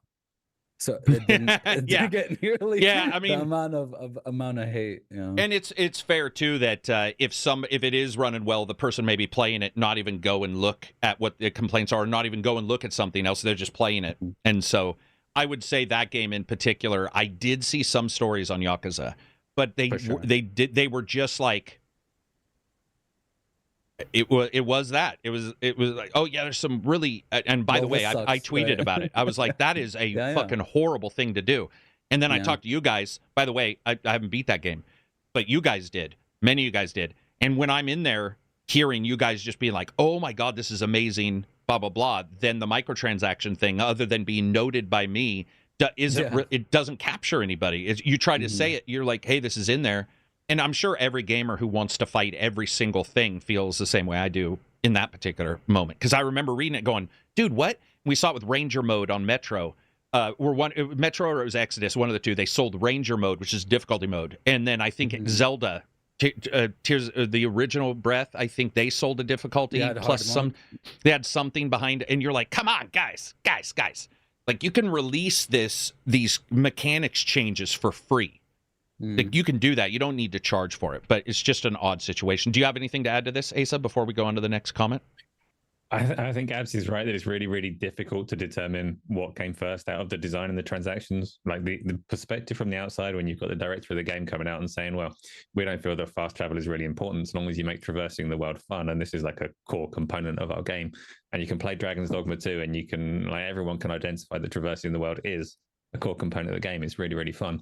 But at the same time, every other publisher that's looking at it that does fast travel is now going to be looking at it like this going, well, maybe it is acceptable to sell fast travel. Then if they can get away with it, then we can too. And they will alter their game design fundamentally to be able to charge for it. So it's a really difficult thing because microtransactions make me feel gross. I don't like them. It feels slimy in almost every regard. And at the same time, we lost that battle when we accepted horse armor like 20 years ago. I remember the fight for horse armor. And I remember buying Lau's in Virtual Fighter 4. I bought Lau's suit, and I realized the download was too small for the suit and that it had been on the disc already. And I remember buying it, and it was like $56K. And I'm like, I know enough about textures. I can guarantee you that was not just downloaded. It was a token to say whatever's on here is downloaded. Yeah, it's gross. But yeah, the battle... maybe not the entire battle, but a lot of battles were lost with horse armor. Horse armor was, and also devs know what looks good and what people like too. And I can admit there are times when I see, so I'm playing like an Assassin's Creed, which I love, and I like the normal armors in Assassin. I'm one of the few, not few, but in our Discord we have some people who are like, I don't really like the normal armors. I do. In fact, I'm wearing one of the early armors, and I just keep transmorging everything because I really dig it. But then you see some armor that's like a flying warthog fiery pig, and I got to tell you straight up, man, if I'm playing a game a lot and I see that flying fiery pig, I'm like, that $5, man, that might be worth it, because that pig looks fucking wicked, or an undead horse. But then you get $70 Diablo horses. So, like you said, companies will always take more because the company, they're not moral or immoral. They're a company. It's a completely separate. They can make choices, but as a whole, they just do it. Yeah. It's unfortunate. People are buying them. Yeah. I feel like it's really hard to win on any of that, because also some companies and developers put it in, and that truly is how they make money to continue to offer stuff too, which I then bitch when they lay off people. But then you have companies where they built that in, and you'll have people say, just make a good game. Well, I can tell you, the number of really good games that have sold like shit or had poor, they don't continue to sell GTA numbers is, well, every game other than GTA. They all drop off at some point. Mm-hmm. So, yeah, it's a difficult conversation right, there are, to figure out. Like there are, I say that I hate all microtransactions. That's not strictly true. There are circumstances where it supports like ongoing development and all the rest of it. They can make sense. Just there or free to play, which if free to play for me, because I haven't. But here's the thing: free to play. Okay, what if it's $20? Maybe. What if it's 30? And you know what I mean? It just creeps into the gray area, and you start losing the entire discussion once again. I do find it very interesting and poor form for them to have. Okay, I don't know. Maybe this isn't poor form. I don't know what you guys think about this. You can't buy a bunch of them currently in this game. You can only buy the 1 or 2 copies of it, and then you're just done. Crystal. Yeah, and I'm like, well, I think someone thought that was better, but to me that looks even weirder, where you're like, you can only buy 1. Then the idea is somebody may say, I can only buy 1, so I'll just get it. You get my versus maybe taking that dangerous step of buying 99 of the goddamn things. To me, it just sounds like Capcom being like, hey, we want you to have microtransactions, and they're like, all right, we're going to put these useless items there. Lack of thought. Probably like because just they're like a truly useless. You know how much RC I have in first 10 hours of gameplay? Like I have every time I pick up like 500 RC from a chest, I'm like, yeah, I just made like $3. Dude, I have so many port crystals and I have so much money. It is ridiculous. I bought the house, the expensive house, the moment he offered it. And I hadn't even done the Masquerade quest. Like they offered it. I'm like, boom, I'll buy it. I mean, the amount of, so that's not an excuse for or against. That's just saying the experience of the game. Next up, Drive-Through Mister says, I was laughing at the duality of posts recently with someone complaining you guys were too negative about games in the podcast, and then seeing another person say you were too positive. I followed you since the Angry Centaur beardless days. Those don't exist.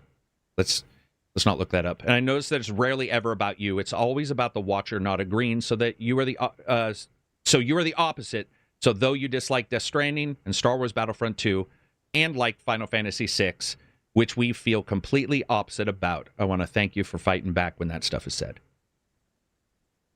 You like Death Stranding, huh? Who is this? Drive-Through Mister? Hell yeah. Shut up, Absy. Wait, Asa, did you like... Well, we don't even need to get into it. But, no, I do want to know. Did you like Death Stranding? I've been told that it's the best thing ever if you can actually get through it, but I couldn't get through it. Okay. Fair enough. You gave it a chance, right? You gave it a chance. Don't Nod Off says, do you think people on Reddit are just more stupid than the average person? Oh, I know what this is about. Yeah, I'm not going to read the rest. This was, it was a dumb post. Somebody was pretending something and we called them out on it. I don't know. I don't think people on Reddit are notoriously in any way, shape, or form more smart or more stupid. I think that all forums have a particular focus and they can call people to it. You know what I mean? Like if your forum is about tech, you're going to get people talking about tech good and bad. Then you're going to focus that. And then if there's more bad, that'll be focused. It's just a thing. I appreciate Don't Nod, but it was a weird one. It was one of those things where I was just like, all right, whatever. Nodster says, Rise of the Ronin went from pretty good to pretty boring very fast. What's the worst front-loaded game you have ever played? As Ace is like, I'm out. What's the worst front-loaded game you've ever played? Alone in the Dark on the Xbox 360. Oh, man, was that front-loaded. It went like this, dude. It was like, oh, this is really, really cool. And then it went like... Didn't it feel like... it? I mean, I'm not saying it's on purpose, but it felt almost on purpose. You know, those first couple hours were like... or something. Yeah, like the developer was like, whatever. You know, we're good. We good. And they just sort of, they bowed out. Yeah, that's a good question, Nodster. I would say front-loaded... okay. So anybody in chat, if you have front-loaded ones, I'd like to know what games you guys think are front-loaded. Front-loaded. Oh, let's see. some Assassin's Creeds, I think, are the experience is front loaded, and then it becomes pretty, repetitive overall. But I don't think I would even go so far as to say those are really poorly front loaded, that because we sort of know what we're getting with those. I'm trying to think of a big popular game that when I played it, the first, like, let's say if it's a 40 hours, the first 4 hour, 10% of it were really front loaded. Asa, do you have any front loaded games? BioShock. Not entirely BioShock, but BioShock had the best demo of any game ever. And the demo was essentially the first hour of the game. The first hour of that game was freaking phenomenal. It was an incredible, incredible demo. Then for me, less enjoyable when it starts asking you to backtrack on yourself through Rapture and all the rest of it before you get to a big ending. So not entirely front-loaded because it's backloaded as well, but the middle bit was a little bit flatter. Actually, I can actually see that, especially because it was one of those games where it was built on the demo. I mean, in many ways you could say, and I firmly do believe this, that Baldur's Gate 3, Act 3, is a really different game and not anywhere near as enjoyable as Act 1, which was play tested by so many people. And that early access part of that first part was so tight, and then you get into 2 and it starts getting a little bit wonky, and then 3. But I wouldn't say it's front loaded. I would just say it almost feels like testing just didn't occur on 2 and 3 as much as it did in 1. Absy had said, I don't know if you played this, but Alone in the Dark on the 360. Did you ever play that game? No. So, dude, it's just what you said a little bit. It's almost like the demo. The first part is this. It looks to be magnificent. You're all, oh, this is going to be sweet. And then it's like what he said. Like the devs got bored. They were just with their own game. They're all, oh, I don't like my game, and they just stopped. Nosedive, man. Yeah. Somebody else said Deathloop. Man, I might agree with Deathloop. Deathloop I did not like very much. But I do believe that the first bits at least caused you to be interested when the story was being introduced. I don't know. Maybe that's just me. A lot of Resident Evils do the opposite thing, where the whole game's fantastic except like the final chapter where you discover a lab or a ship or something. It's like the most boring thing. I know where you're going with the ship. Come on. Nah, I get you. Especially Come on, I agree. Actually, sorry. Go ahead, Asa. And I did it in VR, man. You know how? So did I. It was rough in VR. Made me sick as shit. Asa, did you have something to say though? Sorry. I was just going to say, like, front-loading games is actually because the way the industry has changed, and you got subscription services and games everywhere. Yeah, it's actually really, really important now. Like when you're making a YouTube video, and that first 5 seconds and first 30 seconds they have to hit or you lose them. Yeah, that's games now. So if they're not front loaded, then people are just going to bounce straight off in a way that they wouldn't have done back in the day when you bought everything. So that's a really tricky design thing for present day gaming. Absolutely. At the same time, people are super obsessed with like concurrent players over a long period of time. So I feel like they also want to make sure to keep players playing for a while. Yeah, the concurrent, we could talk about that. That's like a long discussion that could go for hours, because it's so weird to see a game do really well, but because 2 months later the game doesn't have as many concurrent players and it's a single player game, you're like, dude, that's legitimately how single player games work. What exactly are we expecting? Yeah. Right, and treating and at least a lot of people projecting that onto the thought of a single player game. Whether it's even a game I genuinely just disliked, I'll see somebody say, oh, it's only at like 8,000 versus 20,000 or whatever amount. But still, 8,000 people are playing that. I play games that I go to Steam and 0 people are playing the game I'm playing. So I'm not too put out when I see, a lower single-player game with like low concurrent counts 6 months later. It doesn't make a lot of sense. Thank you very much, guys, for your chats and your questions. We appreciate it. I'm going to go into the Discord, and then we're going to hit we'll hit a topic, but I want to see if anybody asks questions in Discord. All right, first one. Pickle Pounder. I ain't asking that question. Knock it off.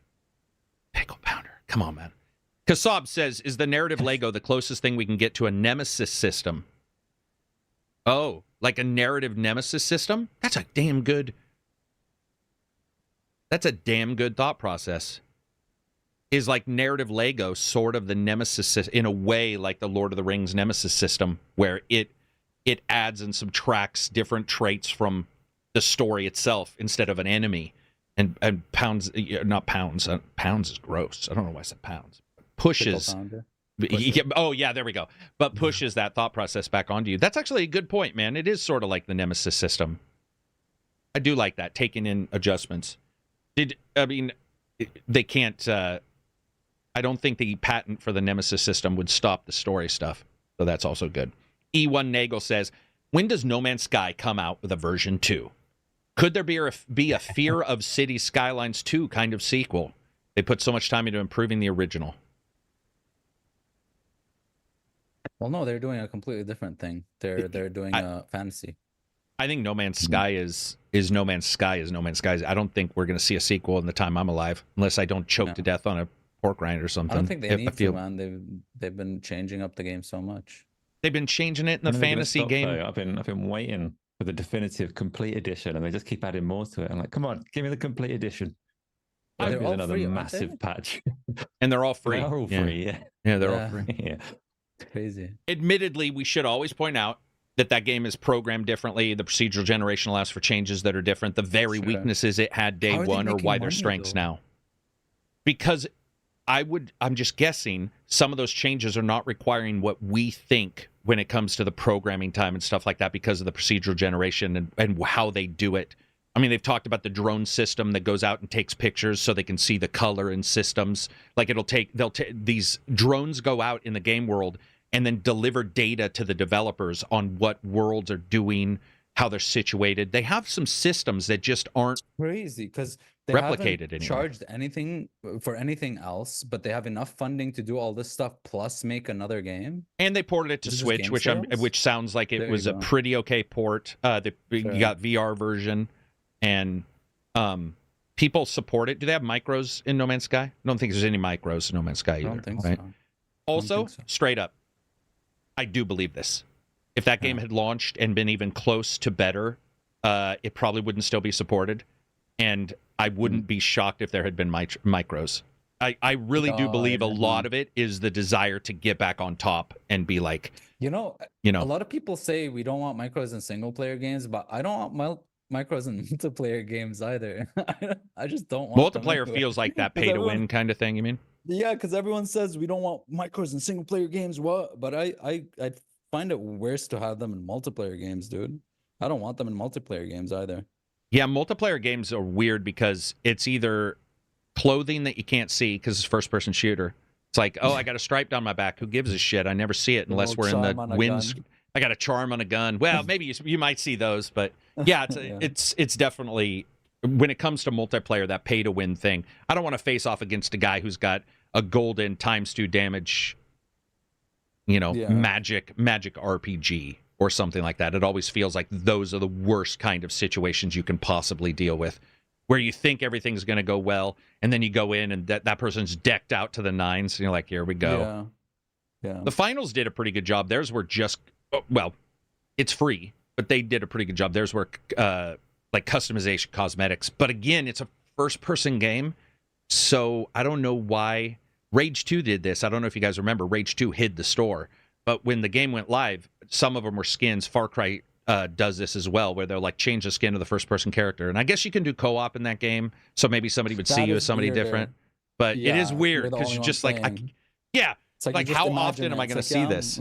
Imagine this cool red pair of pants, and you're like, yeah, good, because I can't see it anywhere else in this game. So it definitely feels odd. Moving on from there, Abzy had a couple entries. The first one was Final Fantasy 14 announcements. Yeah. What was that about? So they were revealing stuff they added for the new expansion, and it's really, really good changes. Not as much changes, but like the amount of content they have there, because this last expansion suffered from content drought, where it was mostly geared towards, it had a really good story. It was geared towards kind of the story. And then after that, there wasn't much to really play other than the raids. And then this one, they're just adding a buttload of basically everything they've done before. They're just pushing into this expansion and just adding a lot of avenues for gameplay. So you could keep logging in and playing and whatever. So that's really, really cool. But also he did say the thing where we delayed it a week because Elden Ring DLC. We all know you're gonna play Elden Ring DLC, so it's coming out a week after because it was slated for that release. But you know, that announcement came out. But a big thing they did too was, for some reason, they kept showing Final Fantasy IX stuff, like Final Fantasy IX mounts, Final Fantasy IX little minions and stuff. And what people think is that because he said we're adding all this Final Fantasy IX stuff, but we can't tell you why yet. So what I think is that they're teasing a Final Fantasy IX remake, which has been rumored for a while. So ultimately, we would be playing Final Fantasy VII Remake ×3 plus Final Fantasy IX Remake? There you go. Yeah. Yeah. And I have not played Final Fantasy IX. I think most people like it. Some people dislike it, you know, like every Final Fantasy game. But, yeah. You know, Nine's a nice one. If you liked the older ones, 9 is a nice one.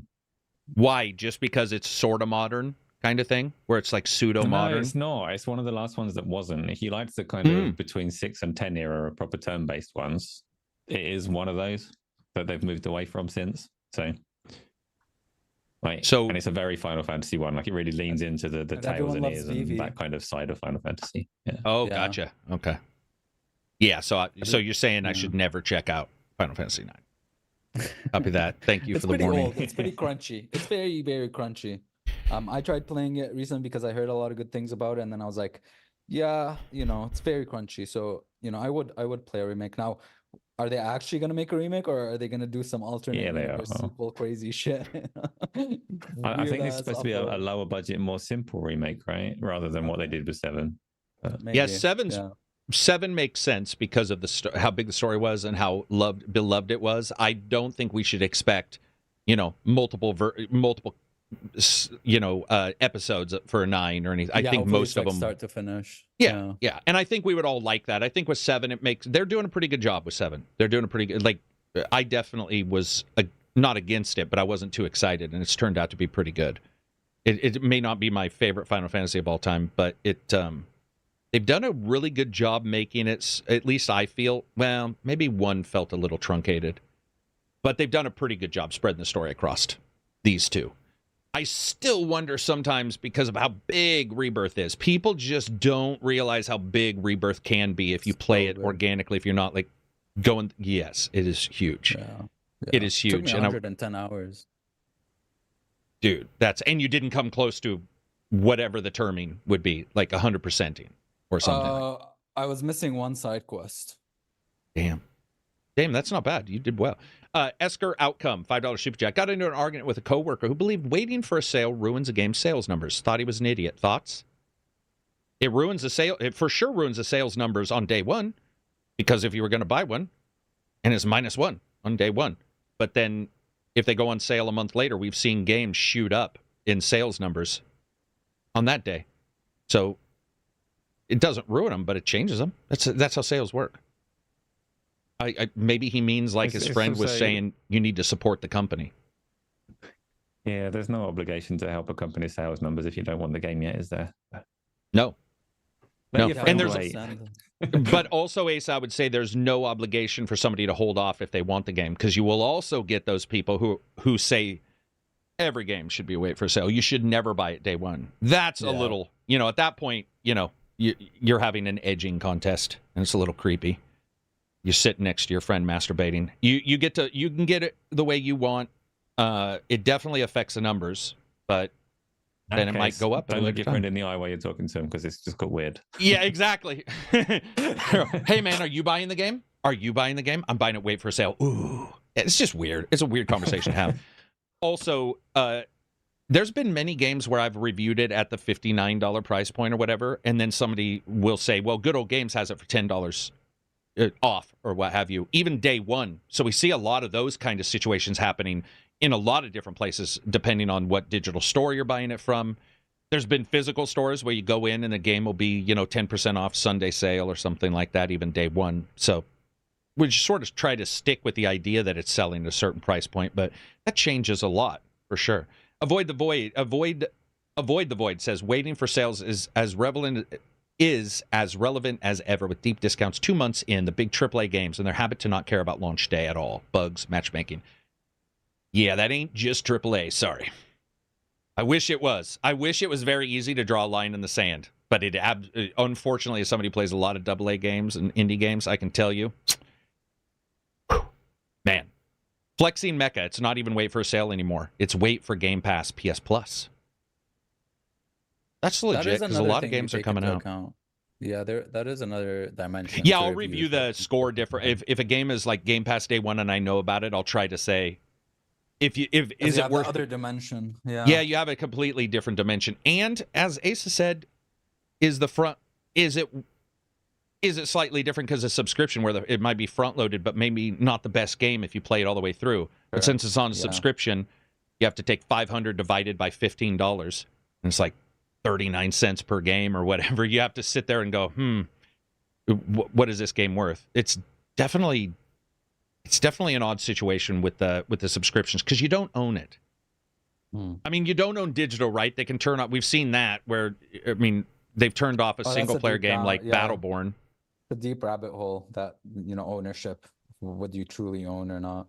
Battleborn sucked because, and luckily they've also done the same thing we were talking about with Call of, or what was it? Asheron's Call. Yeah, with Battleborn, they've figured out a way to get the Steam version working, which is awesome, because I really enjoyed Battleborn. I actually had a good time playing it, and they had a single player, but it wasn't. It was online, and so when they kiboshed it and turned off those servers, I wish every dev had built in, what if the server goes off day one in their game development, right? A fail-safe, where they're all, we have a plan that if this goes out, the data will be like put on the internet or whatever. We'll have the downloadable source code, or maybe not source code, but server code. Gamesley's saying $2. Hey guys, have you played Brotato? Thoughts? He's teasing you. I know he's on a massive wind up. I've noticed Gamsley, it was an awful experience. Nothing happens in that game. I don't recommend it to anyone. No, he does. He does. Do you not? I liked it. I mean, I don't like it as much as others of the same genre. I think Deep Rock does a lot of really, really cool stuff, and I like that Deep one Rock the most right now. And there's some in early access that I'm waiting for, like Death Must Die is really, really cool. And there's another one that takes the kind of graphics and animations of Diablo 1, Divine Divinity era, which I really, really like. I forgot the name of. But Rotato is cool because you can like combine weapons, and there's a lot of stats. There's almost too many stats, but it's pretty cute. Yeah. Okay, Asa. What's going on with Rotato? No, he does like it. That's the problem. Right? Yeah. No, I don't like it. Okay. Gamsley loves it. Gamsley's my co-host on the Thursday show, and he recommends a game every week. And week 1, he recommended Brotato. So I went away and played it so that we could talk about it week 2. And I said, Gamsley, your recommendations are awful because this game is not good. And it's been ongoing since then, this little back and forth. But Brotato, you run around a square. Yeah, that's my issue with it. Ever. My issue with it is it's just a square. Yeah, really small scale. Like, it's obviously came out right on the, right following Vampire Survivors, which was massive success and did lots of things. But Vampire Survivors gives you some direction and purpose, and things happen. And a lot of people like Brotato. Don't get me wrong. I'm not massively disrespectful, really, but boo, Gamsley. That's not. It's definitely happened with us, where me up with an actual potato. One of the hosts will suggest something, and I'll be like, okay, I'll check it out. Or they'll say, I'll check it out. And then they come back, and you're hoping everybody's get together. You're all right, man, let's talk about it. So you played blah, blah, blah. And they're all, I hate it. And you're all, I hope that's a joke, because if it's not, this is going to be a weird discussion. And then they have all the problems they have with it. Or let's say they love it, and I say, I absolutely hate it. Here we go. But that game's only like $10, right? $5, $10. Yeah, it's way less than that. It's like 1 or 2, yeah. Oh yeah, all right. So you're not gonna lose too much, other than the amount you could buy, like 5 Jolly Ranchers for that. And time, more time to lose. That is actually, I personally feel, worse than that money. Like the money, it sucks. You lose that money, but if something is not rewarded, what have you, and you do, the time is invested, and you look back and you're like, I could have played a game I barely like and would have had a better use of my time than this game that I really dislike. That's harsh, man, when you think about it. But time becomes important if you set it aside to play some game somebody suggests. Okay, I'll set it aside. This is terrible. And then you've lost out on that time. What's a game that I've loved that I've suggested to you, Abzy, that you've hated? Is there any game that you remember that I've, or opposite? I know we disagree on Death Stranding, but that's more of a delivery thing. Is there a game I've liked and you've disliked, or a game that I've disliked and you've liked? Yeah, well, way more of that. Yeah, I've liked a lot of games you've disliked, like Breath of the Wild, Death Stranding. Well, Breath of the Wild, I liked some. I liked it. Yeah, it was just, remember, but it was disposable weapons. Yeah, true. That's probably the difference between you and I. Like, you and I, when we spin 60, we may both agree it's worth 60, but I might be like, this thing really killed me. I think I have I don't know if it's an issue, but I just, like a lot of games I spend time in and play, I just super super enjoy and love. Other than, a few games that did something terrible to me, with the story or something. But usually I just like games I play. I don't know if it's a sunk cost fallacy or a sunk time fallacy, but I'm just like, oh my God, I love this game. It's the best thing ever. I do that with a lot of games. I don't know about you guys, but sometimes I also feel that once you purchase something, unless there's a really good return ability, and Steam's isn't even great at 2 hours when you're talking some giant game. I mean, that first 2 hours could be the greatest 2 hours, and then at the third hour it goes to shit. But I do feel there is something to be said for sort of like, well, you spent the money. Now you're invested, even if it's okay, or you're not invested and you just sort of have to move on. Because if you sit there and lament that, the money that you spent, then you're probably stopping yourself from enjoying a game that you already have, or another game that may be coming out. You can only lament so much before you're sort of losing you're just sort of losing, I guess. Yeah. Another thing that might cause me to shift completely is like the ending of a game where it's just terrible, and I'm like, well, fuck, I just wasted so much time on this. This was trash. Sometimes that happens where I feel like nothing matters. What game? So Mass Effect 3, because they said they would not do 3 colored endings, and they did 3 colored endings. That bothered me because the delivery was exactly opposite what they promised. What's an ending is there one? You don't have to remember one, but is there an ending in a game where you really did come away going, damn, that ruined it for me? There's a recent one, but I can't say because it'd be spoilery. Oh yeah, right? don't. Yep, I get you. Yep. But other than that, older games. I mean, the Last of Us 2, obviously. I mean, I liked the gameplay of it. Oh yeah, I liked maybe the first half, but then I completely hated the game, after. That's fair. I mean, I know somebody's going to know what we're talking about and be like, "That's not fair," but it is. I mean, if it changes up and it doesn't feel like it makes sense to you, which that game in particular, I think a lot of people had that complaints. Yeah. I mean, there are another ending. No, you know what? Let's just leave it at that. Yeah, let's leave it at that. Do you have any, Asa, that the ending has really been a letdown? I typically, if I'm reviewing a game or anything, I'll typically make a point of writing down how I feel at points in time through it, because I don't think your kind of takeaway is actually necessarily more important than the playthrough itself. Yep. And I was very quick on Mass Effect 3 was where I learned the lesson. Like, the ending of that obviously sucked and everyone knows that it sucked, but I really, really enjoyed the game. And I think at that moment I was like, well, I don't want that last couple of minutes to ruin the entirety of the Mass Effect trilogy. So I'm going to learn to kind of step back and separate it and look at my experience more holistically and be like, no, that was a brilliant game. No, there's not any way the ending really ruined a game for me, I don't think. Can't get much worse than Mass Effect in terms of ending. So what was not just because the ending was like the worst thing ever, but because the game leading up to it was one of the best things ever. So it's such a contrast, such a drop that I'm all right. I learned. I'm good. It's so funny because insulated myself from the bad feelings. Because my gamer tag, even for the longest time, said something in the bio about thanks BioWare for ruining. I did take it. It's strange because I agree with you. Most of the time, the journey is going to be worth it more. But I think it was that it was said and talked about and said it would not do. But there was just a perfect storm, and then I remember getting to that ending, and what it did was it retroactively destroyed the over 40 playthroughs of Mass Effect 1, 2, and 3. It went back, and I remember sitting back, and it felt like a bullet going through a title screen, like a cheap premiere title, where it just went like, fuck your history, and it blew it away until I got all the way to the starting. And I remember just sitting there going, and I wasn't even as mad as I was.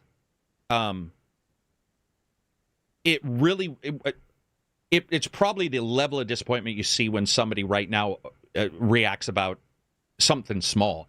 So it wasn't huge, because I usually don't get that emotional in a game, but that was one of the few times where I was like, are you it's crazy, you kidding me?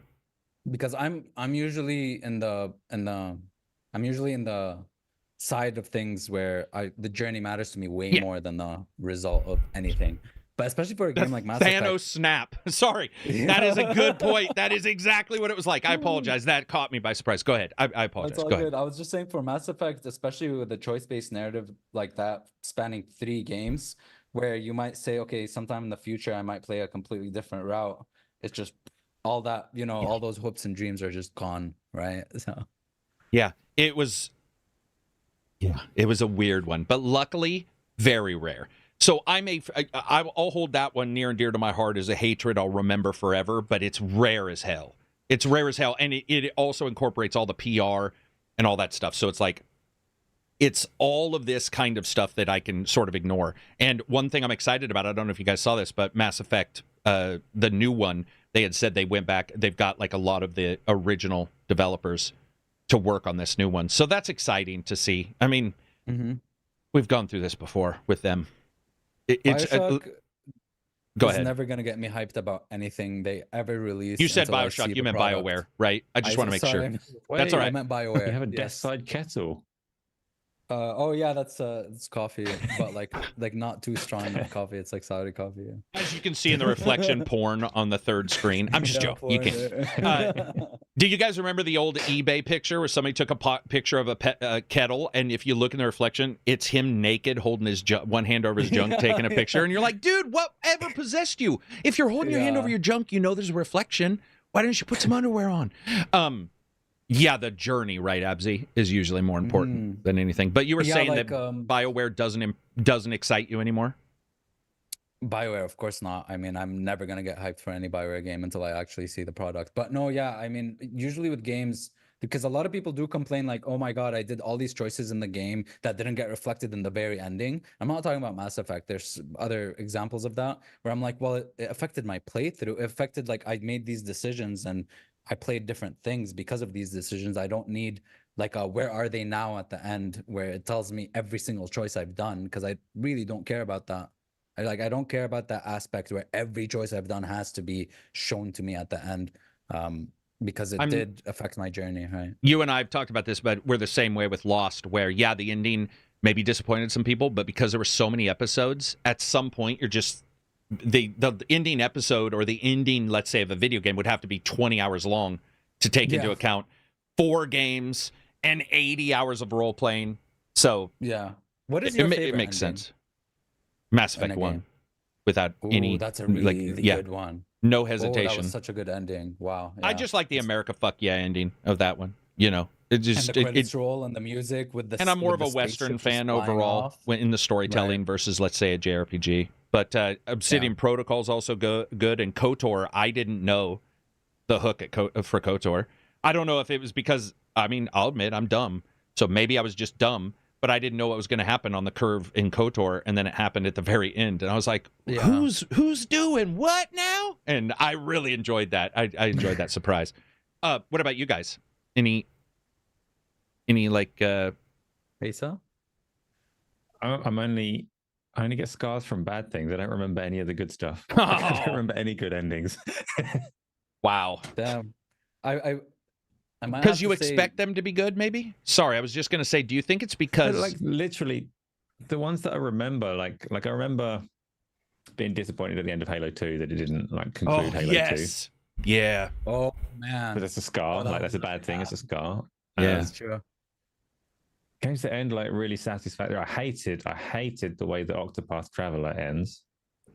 but this is more like mechanics. Have you played that through? Not all the way through, no.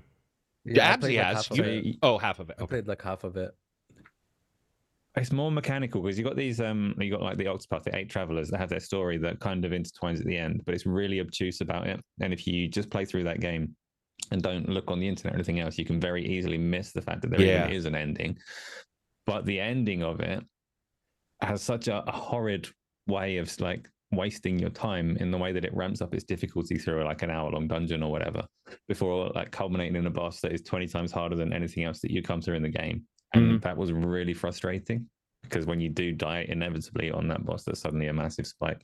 You then set back an hour or two to do it all again, knowing that you're probably still not good enough, so you have to go and grind. Again, these are scars, not a good ending. So yeah, I don't know, I'm starting to think of the ones where I came away going, wow, that was really satisfying.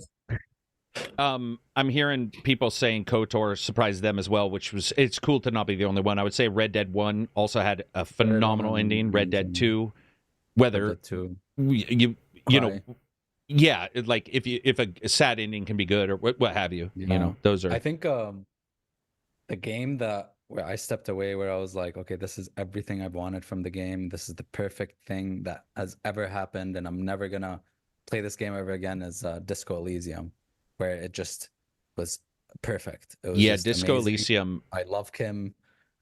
It just had such a phenomenal. Kim. You need a shirt. I love Kim. It wasn't very like bombastic. It was very laid back, but the just every single kind of word that was said just hit it home. You know what I mean? Just right in the feels, right in the, you know, this is what I wanted. Yeah, and then I just stepped away, and I was like, you know, just very satisfied. I personally do agree with a couple people saying that they actually felt that the BioShock / Infinites were good endings, and I would say overall I have not been unhappy with any of the Shock games. Dude, at the was end. Crazy. Infinite I thought was a good ending. I really liked insane. 1's ending. I thought 2's ending was okay, but I liked 1's. And then System Shock before it, you know, like they didn't have endings in the way, because back then it wasn't as cinematic or what have you. It was more just sort of systematic. But I really did like those older games and their endings. I'm trying to think if there's another one. Okay. Straight up. Automata? No, straight up, man. I'm not going to fucking about anybody on this. I think Modern Warfare 2's ending is pretty wicked. It's Modern Warfare 2, the one where you end up in the gully and you throw the knife and kill the main bad guy. You guys, it's like you're hurt and they're hurt. Is that Modern Warfare 2? Been so long. I feel like that's Modern Warfare 2, but that is like again, America, you know, like the soldier, the last moment. Yeah. And World Police is just America, fuck yeah. I loved that. I love that ending, man. Because it was like a movie game, and it wasn't super long, but it was just this. Oh, somebody said Shadow of Colossus. Oh, man. Shadow of Colossus. Ooh, Metro Exodus was so good. Metro Exodus ending, both endings. Actually, the bad ending I thought it was way better for longtime Metro fans, but all in all, when you see the train coming in with the music, oh dude, it was that type of fuck yeah, you know what I mean? It was really, really good. Jay Reaper says, and I don't know if he's saying this is good or bad, but he says the bad ending in Sekiro. Maybe I didn't get the bad ending in Sekiro, but I wouldn't say that those games don't have the greatest endings anyway. Surge 2's ending wasn't incredibly spectacular. I think Dark Souls games don't hit very well for the ending for me because they're not really about that. Most of the time. I liked Elden Rings. I mean, even though it had a very annoying fight, it had a really annoying fight. Dude, they should have let you use torrents. It was such a... Absy, I didn't know that strength weapons were buffed after we all got done with it. I used strength, and which means the harder enemies, the bosses at the end, they're super fast, and so it's super hard to hit them. And so I didn't even realize that until just a couple months ago. Somebody was in our chat going, man, once strength was so hard, you know, for the first couple months until they buffed strength, and I was all, I used strength. That's how I beat the game. yeah. I was like, I was all, what would it have been like? Just like go away, and it's like, oh, just come here and go like miles away, dude. One of the best endings ever is The Walking Dead #1 season. Kulabon says, absolutely agreed. Fucking A. Amazing ending. Again, I'm remembering this because it's a scar. But oh God. The Walking Dead Series 1, that's a scar. Halo Reach, that's a scar. These are endings that are like, oh, these aren't happy Halo endings. Reach had an These are not amazing happy ending. Yeah. Yeah, Which they're one not did? happy, but Halo Reach had Oh, like, my Halo favorite Reach is ending straight up in like Halo. Halo It's like, Reach dude, you just battle. is an indie film's ending. You know, Yeah, it's so where cool, the man. war churn is never going away until you go away. That was very sad. That's the thing. You almost have to. Yeah, I mean, it's not a spoiler. That game's ancient, but you do have to sort of give up to be done in a way, you know. And you're all, well, that's some weird shit. It worked. I wasn't in love with Reach because it was a little too dire for me. It was a little too not Halo-y for me, but it still nailed everything. Like the deaths of the characters when they just start, you know, it starts becoming heavy. Yeah. Pretty quickly at the end of that, which is different than I would say most Halos. Yeah, because it's about the end of a whole kind of, would you call them a race? You know, type of a whole type a planet, of soldier. Technically. I mean, the super soldiers. Also, let's be honest, I read the books. I knew where that was going, Halo Reach, but I still, you know, at the end you're like, but what if? What if? What if I just kill everybody and survive? What if one guy got on a helo right at the end? And so you're all, oh, I'm sure this will happen. People are saying Fable 3, man. Yeah, I think also Halo 3 ended. Man, he should have just died at Halo 3. It should have just. I loved Halo 3. I'm not going to talk good or bad at the end. What do you mean? What happened at the end of Halo 3? I loved the ending of Halo. Like Halo 3. Doesn't he? Master Chief supposedly dies, but he's not actually dead. Oh yeah, you know? Okay. I know what you're talking about. Yeah. I was like, he should have just died. Halo should have ended there. What? What the kind of person are you? Hey, what does that even mean? Halo. Oh, wow. It was a perfect trilogy, man. Hey, thanks for becoming a member, Space Channel 5, to break off from Absy pissing me off. I'm just joking. Thank you very much. You should get access to the Discord. We play games, we stream games, we have a good time. Even if Absy's in there streaming and bringing everybody down, the rest of us are lifting you up. Appreciate it. I'm just joking. So with Halo, you feel that Halo... Okay, so Halo... I get it. I do understand where... Yeah, I did not mind 4. I did enjoy 4. I like the new type of enemies, but I do agree they've lost the narrative. I just think it was a perfect trilogy, you know? I liked ODST and Reach as well, but those were, you know, prologues and side games. But I get that. I think that's fair. Master Chief trilogy was... I think that's fair. I'm saying that because I don't want to argue about it for a long time, but I don't think it's fair. I'm just joking. I do. I really do. Now that you explain it, I do think that's fair. Oh, somebody said Titanfall 2. Titanfall 2 had an amazing story, man. Do you guys remember going through that in like 3.5 hours? It was so short, man. Titanfall 2's that crazy. Yes, I do remember that level. Yeah, that was. Go ahead. I loved the campaign, but the story didn't really do anything for me on Titanfall 2. Story and I just setting, like the camaraderie, like a Pixar kind of movie where it's like you and your mech, you know. Yeah. So you didn't like that. So you were okay with the ending, as in how it played out, the story of. I don't even remember how it played out. I remember like the campaign was brilliant fun, like mechanically excellent. But I didn't fall in love with the mech or anything like that. Like, I didn't care about any of that really. You weren't like, there was no like Pacific Drive pet the car button. There was no pet the mech button for you. All right, I get it. Exactly, no. Hey, Steven says, I hated the Starfield ending, but don't know if that was because people kept hyping it up. Yeah, the Starfield ending's awesome. Well, it also depends because Starfield's got multiple. See, this is the problem with N+ games, man. If you're going to switch the way you do N+ games, you need to switch it for everybody and not have an N+, not N+ version of N+. It felt it because I know exactly where some people did it twice, like Silver, and was like, oh my God, this is amazing. But the first one, which I still believe has a higher chance of popping than the others, which is the generic one, is a bad idea on their part. Ignoring all the problems people have with Starfield. That particular thing bothered me. They should have, yes. They shouldn't have been like N+ can possibly mean barely any. Like, what the fuck? That doesn't even make... How do you sit in a conference room and go, guys, I got an idea, man. Let's talk up N+, but then Mass Effect 3 it and barely do shit at the end. I got that. That sounds like a really good plan. It was, they fucked that up. Especially because everyone kept talking about it before the game's release, which I think was a terrible idea. That's why I said in my video, dude, I did a video just for that and said, do not rush the game because there's a chance that You know. Yeah, I mean, even streamers like KARAK-ACG did it, where you rushed the game, and he's like, "I regret everything." He did. We talked. Start the whole thing. We actually talked on DMs about that because he had saw the video and he's like, "Oh, I really wish I had not done that." And it was not a proper way to, like, that's the thing for a lot of games. I don't know about you guys. I don't rush any game. I don't have a. I never really. I like organic.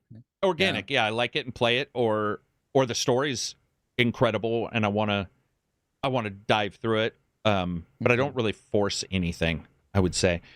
What do you guys think about Horizon Zero?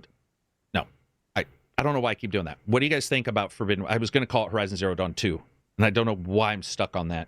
But Horizon Forbidden West, there's a lot of people complaining that in the first one, the story was sort of delivered succinctly, boom to boom to boom to boom. And then 2 is a bit bloated on that side, which I do agree with, but I beat it also multiple times now. Would you guys, if you guys have beat 1 and 2, do you find 2 different thematic, like narratively, hugely, do you a letdown or maybe even better if you guys have got that far? Well, they're both paced, like they both have their problems in pacing, because the first one quite notoriously had the city of Meridian where everything suddenly condenses down and a lot of people drop off. Everything condenses. There's too many people to talk to, and a lot of people fell off. For me, the first Horizon, I didn't expect to like it. Didn't particularly like it until like 80-90% of the way through, when suddenly the story reveals itself to not be terrible. Reveals like the reason that there are robot dinosaurs everywhere, and suddenly I'm like, oh, actually I was wrong. This world is really freaking good. Horizon Forbidden West has its own pacing issues, because it starts you in the most aesthetically horrible part of the world, where for some reason it's arid and snowy at the same time and doesn't make much sense. And then like it's just really long. It's a really big game.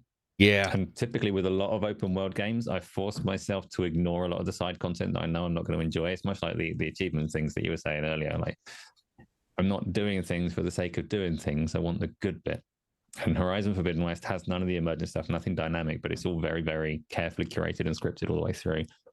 And there were times where I was definitely getting bored of it, but start to finish, I rate it really highly. I like that game a lot. So I don't know how I compare it against the first one. Oh, that's fair. Go ahead, Abzi. Yeah, no, for me, it's with those games, I'm very gameplay centric, because I absolutely think it has one of the most unique and fun gameplays in any game, really. And so from my perspective, I feel like I didn't play Forbidden West all the way through because I'm waiting for the PC release, which I'm gonna play later. But I really like the locations it drops to, and the bombastic moments I think are really, really cool. I do, however, like her characterization more in the first one than the second one. Absolutely. In the second one, I rolled my eyes way too much with shit that she says, and she was very show offish, So, in my opinion, so that's something I didn't like her as much in the second one. That's the way I feel. Also, just so everybody knows, before anybody's like, "Dems is woke." I felt the same way about Uncharted with Nathan Drake. There were times where, this guy's murdered 8,000 people and he's got a swarmy, and he does his little like wink at the camera, and you're like, dude, seriously, man, just admit it. You're a fucking murderer. It's fine. We're okay with it. And a lot of games do that. And with Forbidden West, I feel that they probably went too far in the first one, maybe, and should have had, even though shorten up the second one, maybe even done 3. I'm sure they'll, you can tell pretty much there'll be a third. But I feel the first one's pacing issues, when you did get to Meridian, somehow it would have been better almost to sort of pull back at that ending and have that just be the last place. You do all this crazy stuff, and it's like the last amazing hurrah moment, so that in 2 you start there. Because in 2, you start out in the anus of the planet. It looks bad. It doesn't play well. It plays well pretty quickly, but you can get stuck if you don't move forward in Forbidden West into the next area quickly. You're going to be wondering what the hell anybody's even talking about. It's got a really weird momentary like lapse of judgment there at the starting of Forbidden West that's noticeable. But then I got to tell you guys, at the end and the DLC is phenomenal. I mean, their delivery of set pieces is there's almost nothing like it, and some stuff you can do. It is. That's what I like is set pieces. That's what captured me the most. Yeah. Dude, some of the stuff you can do, man. You get on top of, well, I don't even want to say. There's some stuff. There's some stuff that you can do where you're all like, holy shit, this world is amazing. Neon and dinosaurs and cave people. That to me is like the shit. And they could have missed it. I mean, we didn't, they did Killzone, but you don't know if Guerrilla. We've seen it with CDPR. They hit it with Witcher. It took them 2 before they got to 3. But then the idea that Cyberpunk was instantly going to be good, it failed there. And I'm really happy that Guerrilla seems to be on top of shit. I'm always interested in what they're doing. There's something about them that I like, even if there's problems with their games. I like technically they're proficient as shit. You got, like we talked about, that Killzone starting on PS4 with the glassy skyscraper. Yes, yeah. And you're like, their level of tech. You know how we talk about Insomniac being good? They are good. But Guerrilla is also, that's your star pupil, right? That's the person you send to go to the spelling bee. You don't send a jackass like me. Collide 618 350 Bout Tree Fitty is what he says in the super chat. Thank you very much for the super chat. It helps channels, as we don't do sponsors of any kind, except I do drink a lot of Mountain Dew and Monster. So I was on another podcast last Sunday, and they do their read sponsors. They actually do a read, which I had not been a part of. And I'm sitting there while they're doing the read going like, nursing a Mountain Dew. And then I put it down. I was like, wait, am I not supposed to? I felt so weird about it. I felt so self-conscious. You can actually see me trying to go. Are they sponsored by another drink or something? No, but we just don't have any touch with sponsors. So I don't think about what I'm drinking because people know I'm not going to sponsor. I'll say it, Mountain Dew, but I don't sponsor Mountain Dew. It just felt weird because they had just read some. And then there were some that they were read prior, and I don't know what those were. Maybe they were like, Diet Pepsi. I'm sitting here drinking a Mountain Dew. The competitor. Eternal says, yeah, Decimate Engine is outstanding. Yes, it is very good. So, Asa, I got to ask you about attitudes in games, which is probably also atmosphere.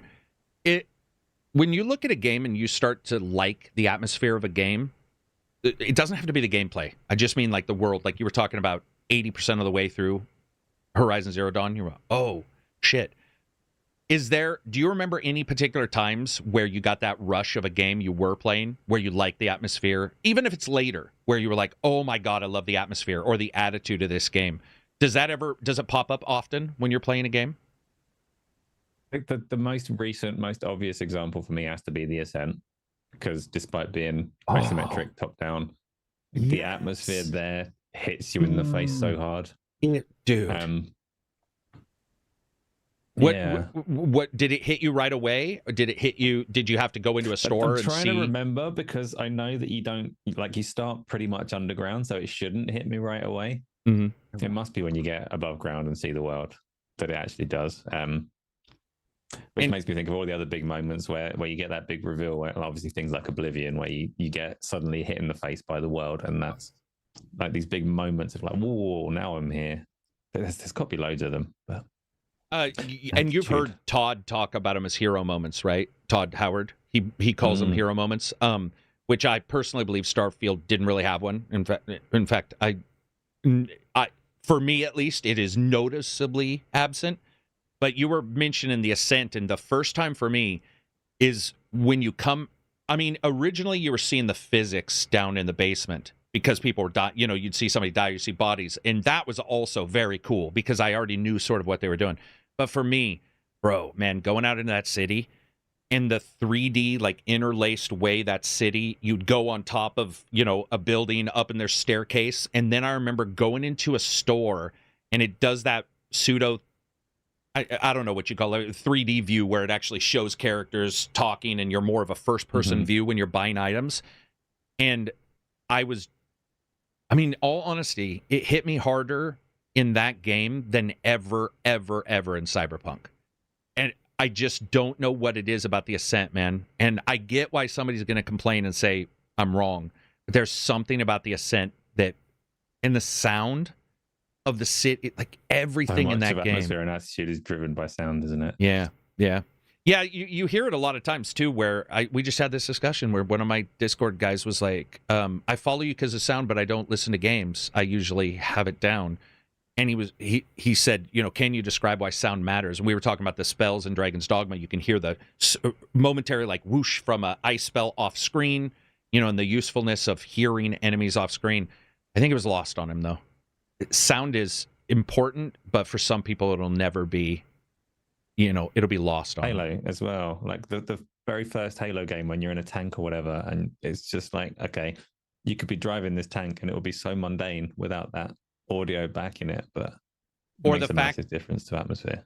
In Halo, another good example, the needler and the sound of the needle coming down out of the chute and going in. And if you listen, you can hear it go shoot, and it sounds so dumb, but the first time, and it's got a crystalline. You know how ice on a river when it you can hear ice go like you can hear that little sort of high tinged effect, and that happens a lot of times in Halo. It happens in some of those games, or in Halo when you hear the energy shield it hit, and if you've played it enough, you don't even need to look at the shield because you know the count of the do, and you know in your soul exactly how much shield you have by the sound of that spool up. And by the way, a game that I didn't love day one. Have you played Days Gone? I really didn't like it. So I was not nearly as entranced by that game as some of the other games from Sony's first party. But this is going to sound stupid. As somebody who rode motorbikes in the dirt, back trails my entire life, there's a particular sound when an engine's cooling off, a ticking sound. There's like tink as the metal contracts. And if you're in that game and you turn the engine off and you sit there, you can hear that tick, tick, tick. And it's such a dumb thing, but as somebody where it spoke to my like kid soul, I was like, oh my God, I remember that sound. Like, it's such a familiar, nostalgic sound to it. But what about you, Abzi? Is there any game that hit you with the atmosphere right away? We were talking about The Ascent. The Ascent hit us pretty quickly, at least. Oh, Ascent is a really good one. Where you get like the prickles on your arm kind of thing. Yeah. What about a horror game? Souls. Oh, Demon Souls. Yeah, obviously Alan Wake, right from the start. Alan Wake 2, right from the start. The starting was amazing, especially with that title drop. Yeah, I love Demon Souls atmosphere. I think it was the one I liked the most atmosphere-wise and music-wise. No shit, really? Out of the Dark Souls, yeah, they just did it so well. Above even Elden Ring? In a different way, yeah, kinda. I mean, Elden Ring, yeah, I can't really compare. I can compare it to Dark Souls though. For example, Bloodborne, I love the atmosphere right from the start. It's a completely different thing though. Yeah, it had the Victorian era, amazing setting. I can't think of. Let me think of other games. Well, while you are thinking, the reason why I brought it continued to talk about it is because Asa was talking about Horizon and being 3/4 of the way, and I can tell you there's a lot of games I'll be playing and I'll be sort of into it. Sort of. I'm enjoying it. The mechanics are good. World looks good. Sounds are good. And then there's this, I don't know how to describe it, but the closest example of somebody who doesn't do drugs, I'm assuming this is what a drug feels like. But I'll be playing and go, oh, like, I don't even know how to describe it, but I'll be sitting there playing a game and suddenly I get, almost like the hair on my arms because I see something or some new thing happens where it sort of becomes, the world finally sort of becomes a thing to me. And I can tell you there's been multiple games, especially starting games, where I'm like, okay, Odyssey. I love Assassin's Creed Odyssey, but it took a while to get going. And then there was this moment where I remember just going, and it wasn't the Sparta kick. It wasn't the commercial shit we see. It was a random time while I believe just riding a horse, and I went over a hill and I saw, like, the dappled, like, golden forests and everything. I was like, oh, damn, where it hits. He also brought up Oblivion, when you come out of Oblivion, the prison, and you just see coming out moments. Yeah, the hero, like Todd calls them, hero moments, where it just sort of stuns you into like, oh. There's a couple games. Obviously, Prey intro really set it for me. Where it was like, so good. This is it. And I was just like, I need to read everything. I need to know everything. I'm reading every email. I love being in this world. And I love the Ghost of Tsushima one too. The Ghost of Tsushima one after the intro where you're riding your horse around those what do you call them? The gladiator thing, where he kind of puts out his hand and what is it, like weeds, the wheat? That's wheat, whatever you call them. Yeah, that was fucking fantastic, man. Have you noticed how many games have even Origins mimicked the gladiator moment?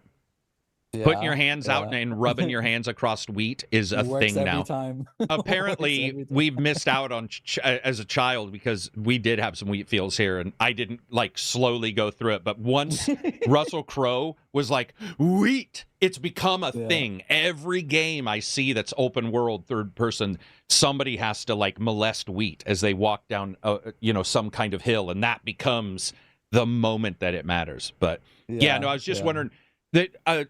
I would say also, weirdly enough, the first time you go into the bar in Wolf Among Us, the Telltale game, I didn't really grab onto that game right away because it's a weird world, and I had the comics, but they were prior, I believe. Yeah, the comics are prior to him going to New York, being like sort of sent there. And so I didn't really know what was going on in that game. And then you go into the bar and there's all the different people, different creatures or what have you. And I remember just being like, damn, this is sweet. I didn't really understand what it was until I walked in there. Somebody said Plague Tale. Plague Tale has a couple. Plague Tale's got a couple of those big ass moments where they sort of pop. And man, that game's good. Did you do Plague Tale, Asa? Plague Tale 1 and 2? I don't like stealth. So I started the second Plague Tale just to capture some footage, and I got to the bit like right at the start, tutorial mode, where it tries to introduce you to the stealth mechanics. So it's like chase this little kid around this bit of rubble or whatever, and it's everything that I hated about stealth just condensed into this little tutorial bit. I was like, no, switch off. This is one of those. I know it's not for me. I don't care how good it is.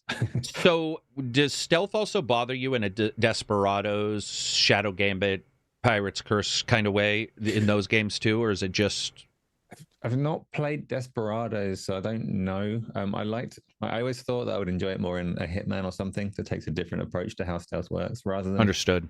I don't like stealth when it's like line of sight based because I don't think that games execute that remotely well. Like I've lived as a person and I know how people's perception kind of is naturally. Yeah. I don't think games nail it at all. So I just play them and it's like... it's not right. Like, you can clearly see me. Why aren't you responding? I'm here. You can see me. It's weird. It feels like a weird mix of like a puzzle game and a kind of Frogger timing thing laid out in front of me. I just can't see it as entertaining. So I just walk away. It's funny you mention that because if it is poor, I will notice. And Rise of Ronin is terrible. Those guys you're 4 foot in front of them, running around, diving, getting back up, going, and the dude's. He's just staring straight for you. You're like, come on, dude. You got to at least say something. Like, what is that? They do get the question mark above their head or what have you, whatever. I can't remember if it's exclamation or question or if it's a bar that fills up. But you get that typical, I'm alerting slowly kind of mentality. Stealth is hard, man. Stealth is rough. It feels like... Because it's either too hard... I like it in horror games. Exactly. Oh, you like it in horror games? Because horror games are built off of that tension, so stealth is just like inherently makes sense there. Plus, you're not necessarily against someone whose perception you understand as well. Oh, do you mean because that's interesting? So almost because they might be a ghost or they might be a monster, we don't know exactly what their perception may be of the person moving around. Like if you say you're just playing a stealth game and just use Leatherface as an example, if he can't see you when you'd expect a person to be able to see you, that doesn't break my immersion because he's wearing a mask and he might not be able to see you. Absolutely. I get that. We always joke on the channel about lie a little to tell a lot. I'm okay with a lie like that. I will lie to myself and say, okay, I get it. This sort of makes sense. But the third person or first person stealth does bother me a little bit. And one thing I don't like about stealth, and I got to tell you, I hate passive stealth, man. I'll love a game anyway, but the Assassin's Creed like path when you go to some bushes and then they kneel down. And the reason why that bothers me is because let's say there's a bush and you understand math and radius of stuff. There's a very particular number of entry points you would have to that grass, and every single human, regardless, will enter stealth once they hit that particular part. And so what I start to do is lie to myself, or maybe not even lie to myself, because I do play a little different. I start to say, there's not as many options of stealth because we all will enter stealth upon entering the circle or the field or the grass. We have to enter it for the most part. Like, the character goes down into stealth. What I like is active stealth. So that, for instance, I can go in the center of a field and pop up on purpose. I love that. I love to because I use it as a part of stealth where you're like, haha, and then you go back down, you move off, and you draw them in, versus that passive stealth that we see in a lot of games where the game just goes into an animation of stealth. And a lot of times that won't be a part or a time where I think stealth makes sense. It just sort of, it pushes me away from it. Hitman 3, Hitman 2, 1, have you done those then? The Hitman games? So I attempted to play those in VR, and they happen to not be very good in VR, so I didn't get a proper attempt. Oh, okay, gotcha. I think ever tried them, but they're not. They're not good. No, it's a bad port. In fact, it's widely known as a pretty terrible port. Pete, the Arcadia, $5 super chat. Please, can someone cure Asa of his stealth hate? What game would do it? Alien Isolation. Alien Isolation is a good one, man. We need more stealth. Sorry, I know you don't like stealth, but I love stealth games. We need more organic, natural, really good stealth games, man. You like Thief, shit. Right? I love Thief. Thief, I've heard you mention Thief loads. Well, if you mind the jank and the oldiness of it, maybe Thief is a really, really good one. Atmospherically, it's amazing, and the sense of risk in Thief, aside from 3, which is a little lessened, but the sense of risk in Thief is basically you can pop out of it. You can pop out of it, but you're going to get fucking dribbled around the level for the most part by the enemies. They're just going to smoke you. And so the risk is there, and there's this consistent feeling in Thief where you sometimes say, I am going to risk it because I want to pull this guy into another room, so I am going to risk walking across a metal gate on purpose. I am going to risk breaking, because to me, stealth, there's something different, guys, about stealth in a game and being able to, and using it and breaking it. In fact, I would say having tools. Yeah, and I misuse stealth more than I use it, if that makes sense. Like, I want to use it as almost, where can I pull a guy versus where can I hide? Even though both are used, I love the idea of breaking it, and what does that do with the game when I break stealth? How does that sort of make the world appear around me? Especially when you can incorporate it in combat where they lose track of you and you can flank and do so good weird shit. Yeah, there's nothing better than playing. Go ahead. I was playing Ghost of Tsushima, and Ghost of Tsushima has these moments where it forces stealth, and I don't like it. But there was one particular moment in there where it freeze frames when you approach a scenario, and it gives you a choice. It says, "Well, you've done the kind of tutorial bits. You now know about stealth, and you know about fighting. So how are you going to approach this encounter?" And I deliberately, to make a point against a non-sentient game, but to make a point, I threw every explosive that I had into that room. This is my there you approach. go. Please That's my it works narratively. It is a narrative thing where you want to be a true samurai, or you want to succumb to the morality, the immoral ninja type style gameplay. Well, that's one thing I did like about that game, because Ghost of Tsushima kind of discourages stealth. It takes that as the immoral option. So I'm like, yeah, grenades, moral. I'm a good samurai. Boom. Yeah. It is odd too, because I don't even remember that being too much of a choice in that game, the immoral part of it. I don't even really remember them pushing against it. So I'm going to revisit it when the PC version comes back out. I do like games. It didn't affect. Okay, because I was trying to figure out. It's just a narrative thing, yeah. But other than a choice you have once, but like the way you play didn't affect the narrative. I don't think it did. Yeah. I think that game and number 2 of that game is probably going to be. To me, I feel like number 2 is going to be a classic if they can nail some of the rock paper scissors. Like you have to use horse cart fucking stance to fight this dude. I'm like, fuck you, man. I'm so tired of stances. I'm so tired. And remember, well, 4 stances I'm tired of. It's so sad that we pointed to Neo doing stances very well, and now they've went around and done the same thing for Rise of the Ronin as Ghost of Tsushima, which is, you guys were the chosen ones, like. Oh my!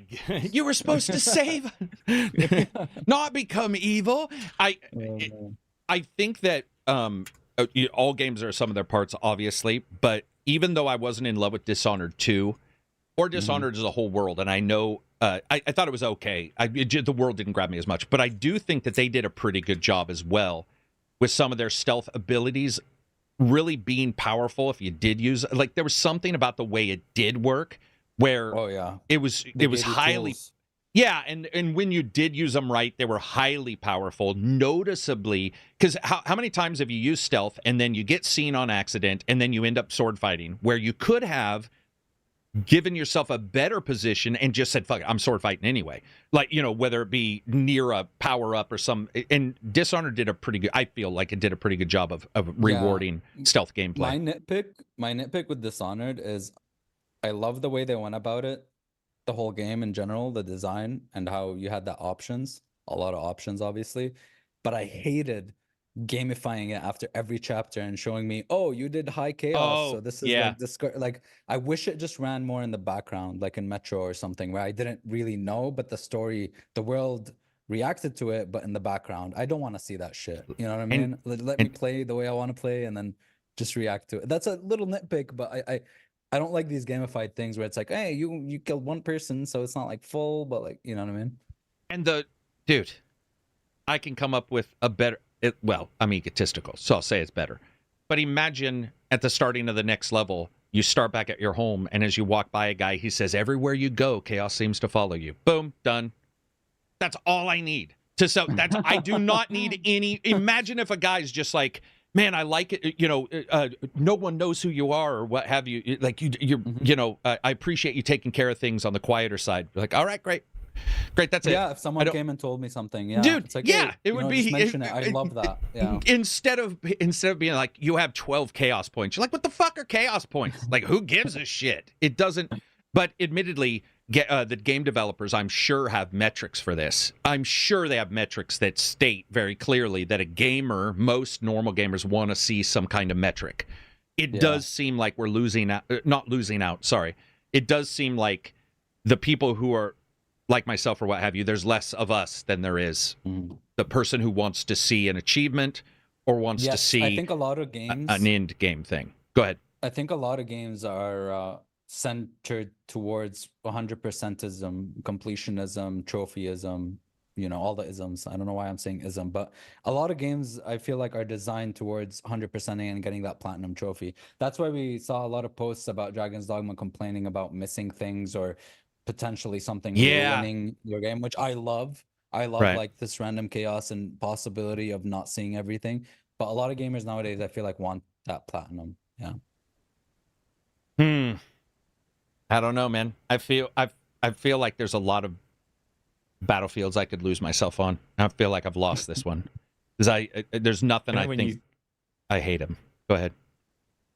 And you talk about the NPC telling you like giving you a commentary on your approach, and it's one of the things that I like about Dragon's Dogma is the pawns like validate my choices no matter how bad they are, because they give you that running commentary. They're like, oh, you got quite an unbalanced party. That's okay. That can work. You can do your own thing. We like what you're doing. And I'm like, yeah. And whatever I do, they're going to say something validating. Or they say, my last master had a lot of women friends come to his house, and they were never the same one. And you're all... They talk shit about me behind my back. Oh, they talk... Dude, those pawns talk legit shit about your character, especially if you have done anything untoward. If you rent somebody else's pawn and they've gone, to places for feminine companionship or male companionship, what have you, they will definitely point out that you've been there a lot. Dude, I love it. I love it.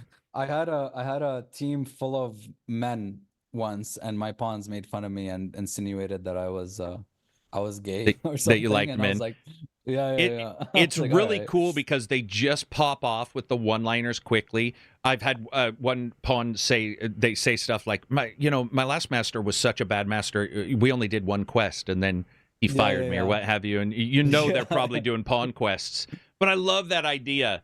The idea of them reporting back on you to your friends. So you want to tell your friends your pawn code, but at the same time, you're sort of like looking back at the choices you made and been like, is this guy going to tell on me for, I threw him off the cliff? Because I've killed a lot of pawns with the shield throw. I mean, it's ridiculous. I don't know what was going on.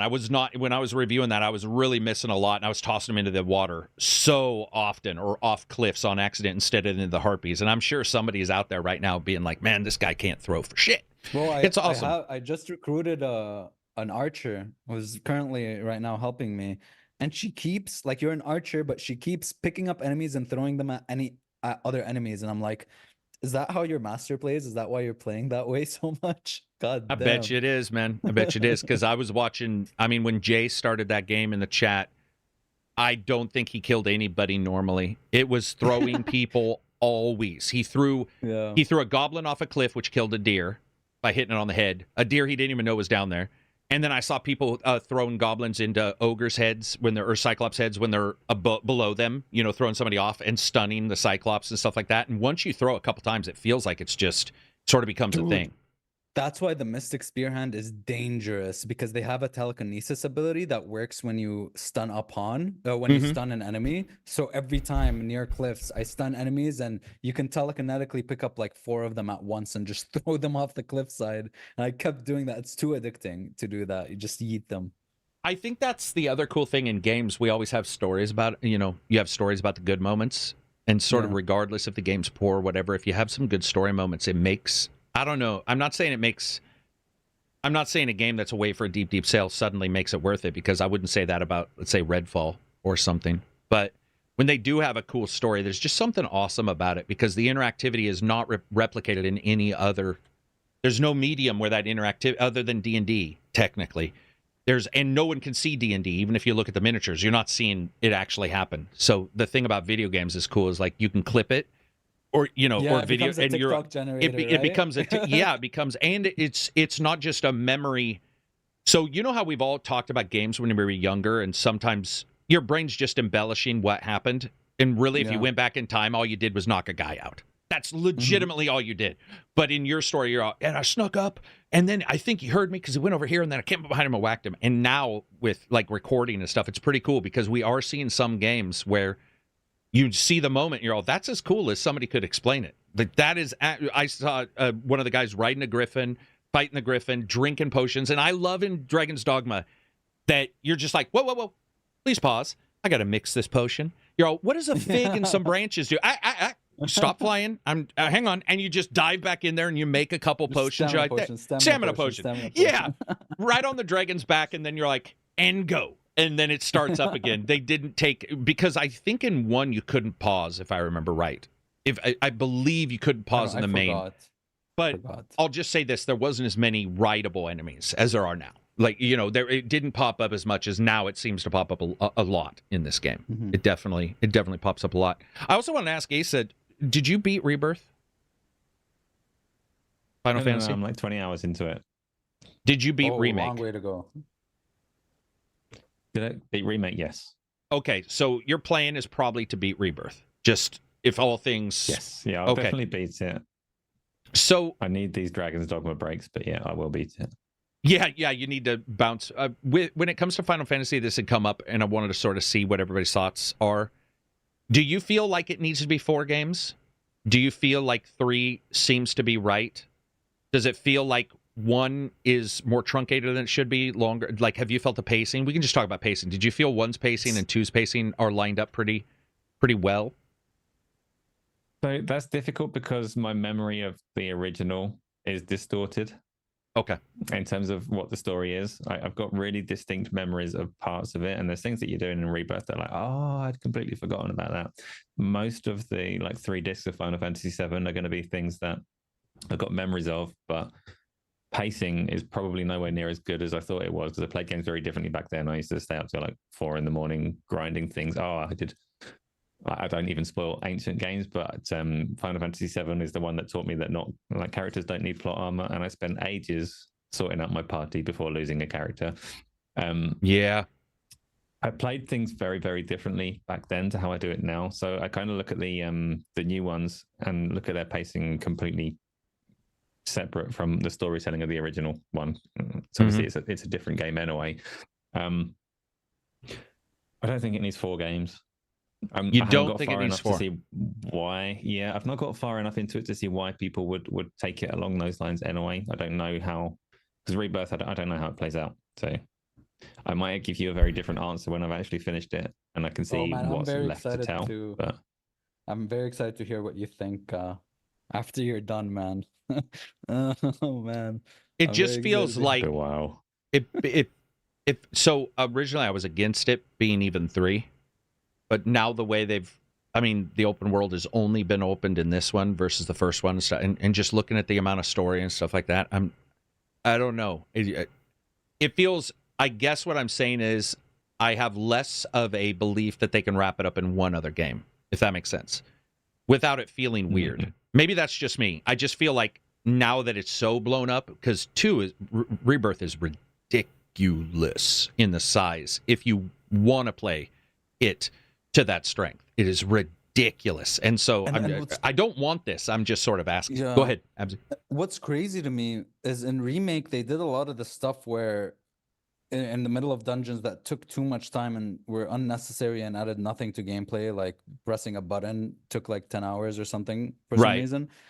But they went back and did it in Rebirth, and Rebirth has so much content, they don't need this like weird pacey stuff like carrying a box. So I don't know why they added that useless shit there. Like in the Remake, I thought it was just to extend the hours of gameplay, but in this one, it just felt very unnecessary. Yeah, it does. It definitely does. And I think we talked about this. I don't know if you were in there, but we were talking about how games feel different, not only their time frame, but in their viewpoint. Like pushing a cart around in a 2D game feels dramatically different than doing it in Rebirth, where you're like, come on, I'm just switching I'm switching the railroad tracks to switch over, and I just have to waste time pushing this cart back and forth. When, by the way, if that was gone, in no way, shape, or form would the world notice. It's not. It's a part of nothing in that game, and that's why I was wondering if 3 can wrap it up, because it feels like they really do want to, like there's a lot that they want to show, and while they've said that's what they're doing, that means nothing, because they could just say, I mean, they're offering full games. That's the other thing. It's not like you're getting a negative. They're offering full. The money for each one has been well worth it. So it just makes me wonder sometimes if, as they're working, they're like, we've attempted to wrap up, but to do full diligence to the character. You know how the PR goes. They'll do a PR CD Project Red apology letter on Twitter, and they'll be like, fellow gamers. Yeah. And the thing is, I thought Rebirth was very, very much worth it, because I thought it had so much very content, different avenues of gameplay. But that's someone who loves mini games and different wacky shit in games. I love Yakuza games. Nier Automata did like wacky shit with 2D stuff, and I love that type of stuff in games. But I wonder, for someone who only is very super story centric and just wants to do the narrative, how they would feel about it with it being so gameplay centric and so like fun centric. Like I'm not too deep into I don't like the story as much as I like the activities and the mini games. The activities and mini games are huge in that. Like they seem to be like a massive a massive part of the game. Speaking of massive, I do want to jump to No Man's Sky. So the Orbital. So anybody saw this? But the Orbital trailer announced that today this is going live. I was unaware that it was today, but today they're dropping an Orbital. Yes, I'm saying that right. The Orbital trailer and the Orbital content, which is the ability to send your fleets to go do events. Space stations are completely revamped, which is mind-blowing, because that's been, to me, one of the things that feels legacy about this game is every single space station you'd land, and you'd be like, right or left, there's some guys along this wall, some guys along that wall. And admittedly, I misused it, because if you're trading stuff or selling stuff, you knew exactly where, you just went directly there. But they were showing, did you guys see some of the interiors in some of these space stations? They looked huge, man. That's going to be awesome. And a ship editor. Finally.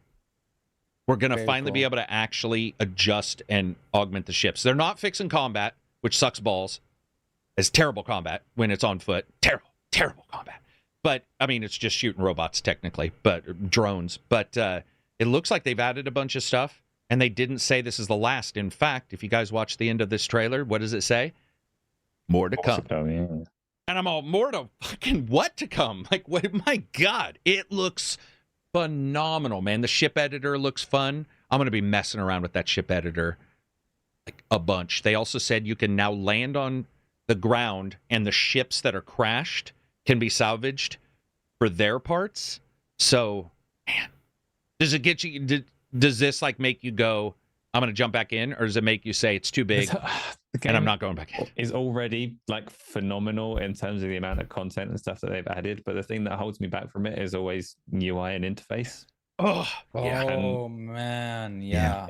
It's like a massive hindrance. So I'd It much is. rather than like add more content, because you got enough content, like make everything more physical. Because I want to play it in VR. That's, if you give me a choice, Sure. that's how I'll play something. And I tried that one when I tried the PSVR 2 version when it launched. And it was rough when it launched. They've fixed up the visuals and things, but my takeaway, my main thing that I remember from it, from both when I played it in pancake mode ages ago and when I played it in VR, is that the UI is not accessible. It's not pleasant to try and actually do anything in that game. And then they showed this trailer today, and they showed the ship customization that you're talking about. And did you see how you customize the ship? I did. Yeah, I know. Yes, I know. Yeah, holding. Yeah, soft cursor. It. By the way, it's even worse because there, quite quickly, anybody who has even a somewhat large save game is probably going to have a large number of those items and parts, and then want to look the way. What does it look like on the ship? And the UI is absolutely. I mean, it makes Destiny 2's UI look amazing, which is trash. I mean, that is, even though both games have tried to fix their UI as well, which is, it's interesting. They have tried. Icons and shit, I just don't like it at all. The design itself, other than the UX mess. Yeah, I don't know. Man, I don't know. It just, and on VR, I would agree. The one other problem, which I think they've fixed in VR, was that for a while, you couldn't switch. How did it go? You flew with your joysticks in VR. I remember you could do that, but I was having an issue switching back to controller. I was having like a delay that was long enough that it was not fun. And then flying, if you even have a momentary, even on the Steam laser beam shitters, at some point you're going to have something be occluded. And if it's occluded, now your hand is over here, which means to reset it, you have to do some weird shit to get it to be back in line, to where the flying it didn't feel great. It didn't feel as good as I wanted flying it with the VR handles, no matter what I was using. But it is their HUD, man. Not their HUD, but their UI is. I mean, maybe gamers are just like saying fuck it, whatever, it's got enough. We're just going to ignore that. I guess it doesn't seem like it comes up because they've had what. This is the 17th or 18th update, and I think they tried to fix the HUD in the 4th or 5th. So they've had at least 10 updates since the HUD went through what they consider to be a major revision, which I got to be honest, wasn't as major as I wanted. It made it easier to use. But yeah, man, I don't know, guys. It is now well past my childhood dream of a space game, which I feel like I can die tomorrow of a massive stroke and I'll be fine. Because when I was a kid, I would talk with my friends about what I wanted from a space game, and this has eclipsed it now by massive amounts. What I could dream as a kid, as a little kid with no idea of tech, and I remember talking to friends, and then probably 5 updates ago being, "Wow, we're past it. Actually, we're past my little childhood dreams." Do you guys think the fantasy one will launch with a bunch of stuff, or do you think it's gonna? It's not gonna launch. Let's ignore the problems No Man's Sky had day one. But do you guys think the fantasy one will launch with a ton of stuff, or do you think they'll also do sort of a basic, not bare bones, but like a basic game and then do updates? Or do you think they're gonna take everything they learned and you're gonna get a fantasy one that's like, let's say, update 8 worth of shit in the fantasy one? And what's it called, by the way? I think at the can't very remember what it's least, called. I said earlier. the no rest for the that's not it. No, that's the Ori guys. Light No Fire. Light No Fire. I think at the very least they will deliver what they say they will deliver this time around. Right. I get that. At the very least. Yeah. And it had a screwed up tower, so we know it was real. Yes. I'll stick to that forever. So much on that mountain, it was like to the side. Yeah. Yep. Go ahead, Asa. So much of what they're building, I think, is like iterative from what they did in No Man's Sky, that I think it will launch in a much better state. UI though, are they going to fix that one bugbear with No Man's Sky? Plus, make it all more physical, and I'll be happy. I hope they have better like towns and NPCs too. Just a little bit more. And it's all one world, right? It's all one world with every player in one world. Planet. Yep. Yeah, I don't know how they're gonna segment that. Like, probably have different servers going on at the same time. Oh, you think it'll be okay? Dynamic. So in my brain, I was thinking they were going to use multiple servers to serve the same world. And yeah, that's what well, if they do though, Abzi, not that there's a ton of gamers, but let's say 30 million gamers play. There's only so much habitable and good habitat. I just feel like the people who get spawned in the forest will do 10 times better than if you get spawned in the desert. And then what if you are spawned in the forest and everybody's there right next to you? And you're like, fuck! No, I thought Joe it was Bob's not like... I think it's going to be layers of servers, even within the same region. Where, like World of Warcraft, where you can have different... shards what almost. do they call those? Like shards. Yeah, shards. I gotcha. It's difficult because that very much depends how big the world is according to how many people play. But then you've got the issue of like, maybe you spawn in that forest, but the one person that you want to play with, they're in a different country. Oh, yeah. How do maybe when you invite someone, you can, I don't know. Yeah. Well, that's what happened in the multiplayer for No Man's Sky. You would still see other people's stuff and ships, but then when you like joined up, their shit would start. Like they'd replace not an NPC. They'd replace like a random. I'm assuming that's sort of what we'll get with this one. But they were selling the multiple people on one planet thing, which is why I was under the impression that possibly it was going to be one world and every single person would be in that one world. And I was like, man, I just don't get how that's going to play out depending on what's habitable, what's nice land versus your dog shit land. You know what? All I want to do in that game is light a fire. Yeah, exactly. To prove a point. That's exactly what I'll do, by the way. Yeah. That is exactly it. You're all I'm gonna check this out. But they showed them flying on dragons. They showed them swimming. They showed them doing stuff we've seen later in updates. So it looks like, I mean, be warned, it could be the same problem as No Man's Sky. But I also wonder if we're gonna see some demos and some, because we're now solidly in the return of the demo world, like time frame. Stellar Blade's got a demo coming out, and that's going to roll forward into the main game. We've had multiple games that are like that now. I wonder if they'll do a demo or a test, a world test maybe, where they're like, whoever wants to sign in, feel free to sign in and just test. Yeah, something to test the world. Because remember when they said there was multiplayer and somebody tested it within the first like 3 hours of the game releasing, or a short amount of time, and I was like, there's no multiplayer. I'm right next to where this person should be. So I would like to see them roll out some demos, roll out some server tests or something, because I think they won't repeat it as well. I don't think they're going to repeat the problems they had with No Man's Sky. But it does also, I don't know about you guys. So they do a fantasy one. I'm still wondering if No Man's Sky is going to continue to get updated. And I do believe it will. I have this weird feeling that there's still going to be some 8 or 9 devs just consistent. Like, we're going to be on update 37 for No Man's Sky. And it's just going to... And by the way, what's going to happen with new graphics cards? Or what's, I mean, they've already done some adjustments there. But let's say PlayStation 5 Pro and, the Xbox Series XXL or whatever the fuck. It feels like they're going to try to... Switch 2, for instance. What are they going to... Are they going to port those? I feel like there's always going to be some working on it. Jay Reaper says, $5 super chat. Found out I've been using a counterfeit Fairy Stone. Thought my game was bugged. Yeah. Oh my god. Counterfeit is awesome. The Ferriston, yeah.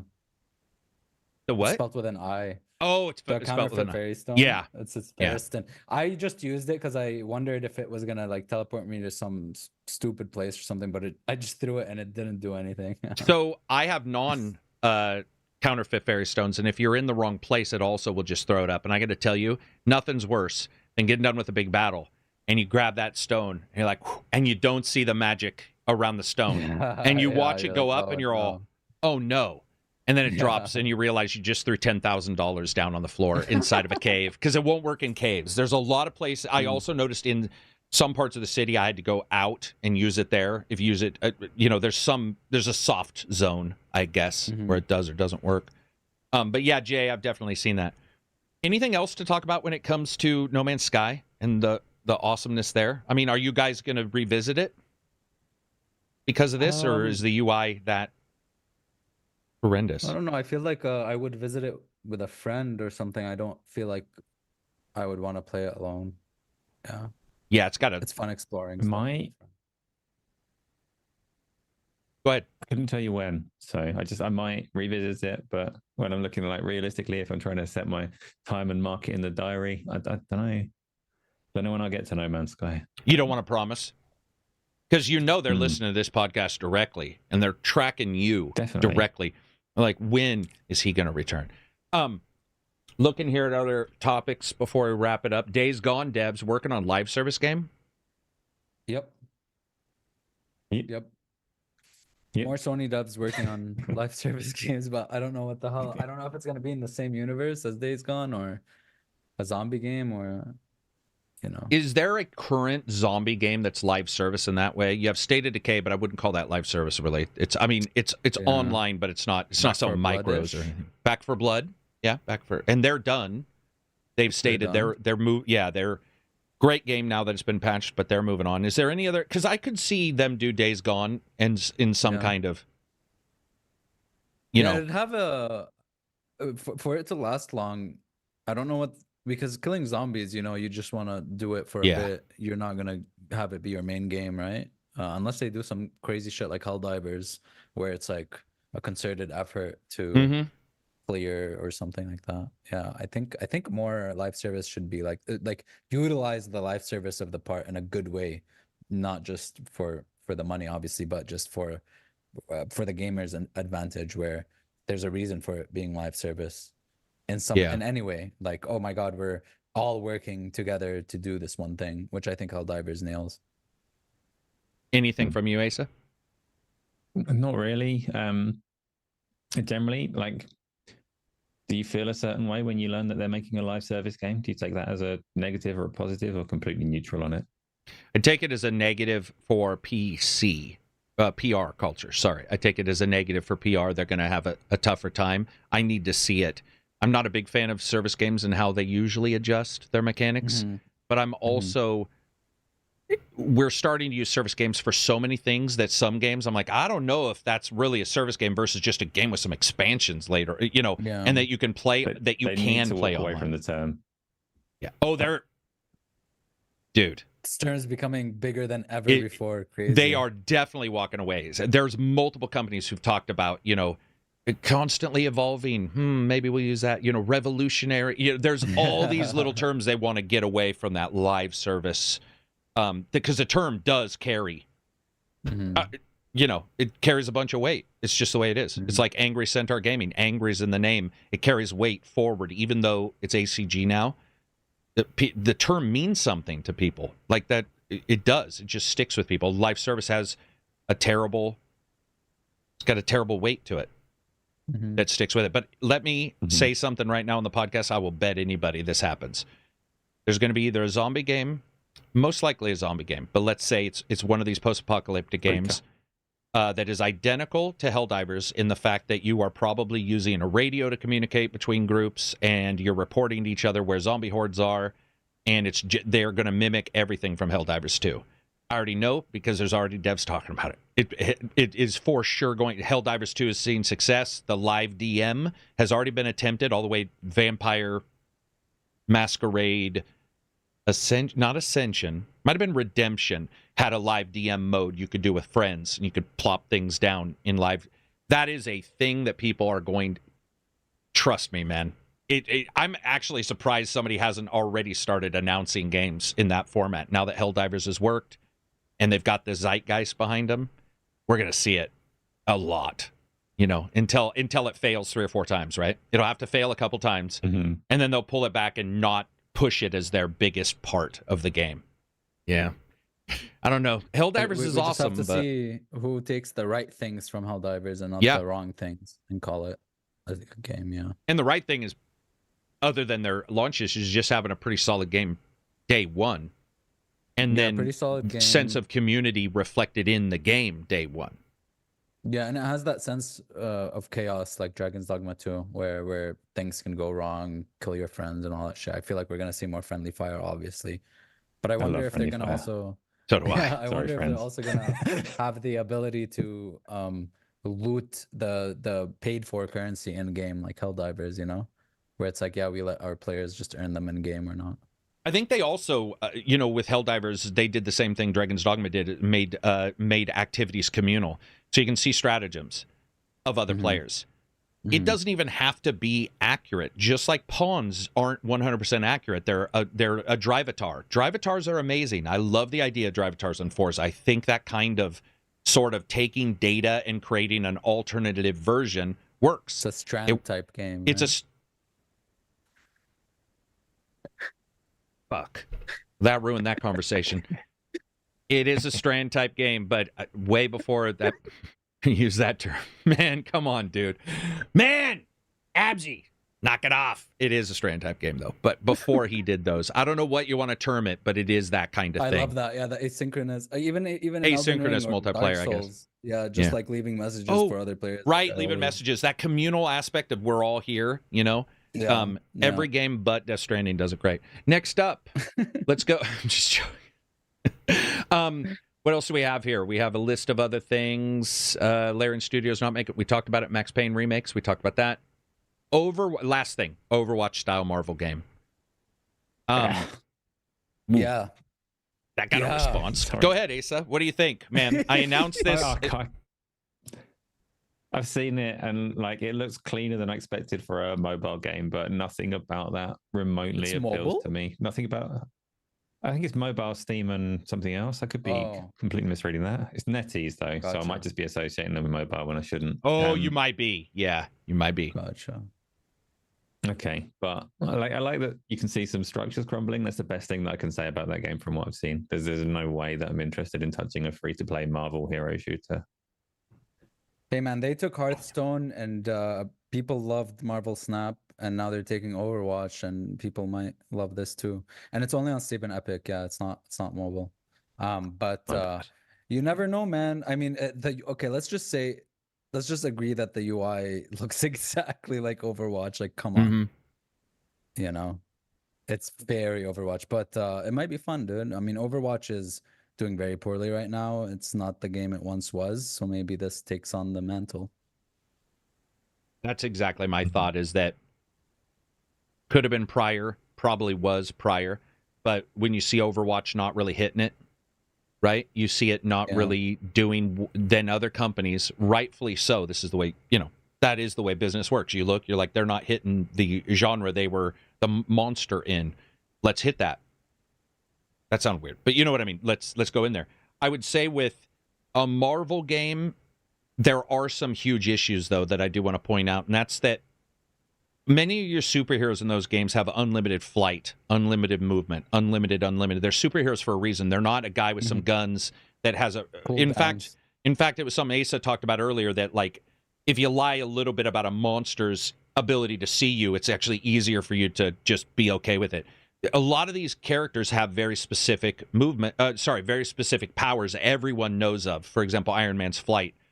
If you do put that in the game, then you have to come up with all these, I don't know, like arbitrary restrictions. You're going to let them fly a little bit and then power out? Are you going to, maybe there's a dome over the battle arena and it electrifies everybody and, you can't fly to a certain, I don't know. But the big issue I have with Marvel is Marvel, just like DC, has that power creep of their superheroes, where they're like, a lot of these guys are so overpowered that I want to see how it works together, because some of the ones I would want to see will never be in there because they're lesser known. And if they're not lesser known, you're going to have a lot of times where it's going to feel like Anthem a little bit, where, remember in Anthem, you flew around and then it just ran out of gas or it heated up. I can't remember. Yeah. Too fast. And so the best part of the game was neutered. The best part. The 15 seconds of fame in Anthem was actually awesome. It was just separated by 3 minutes of loading between every 15 seconds. I'm just trying to figure out how they'll do that. I'm excited to see how they do it. I'm not excited for the game. I'm excited for the tech discovery behind it. Or the development discussion. How are they putting the, whatever Marvel superhero in and stuff like that? I think they've shown Iron Man will be in there, right? Isn't he prominent on the constantly? And he was constantly flying as well. I thought he would be like Pharah from Overwatch, where you'd have to fall down, but he seemed to be up in the air for a very long time. So I haven't seen the footage. Is there any land-based heroes in that? Yeah, Hulk, There's this girl on a rollerblades. I don't know. Is that Aquaman isn't Marvel. There's a water person.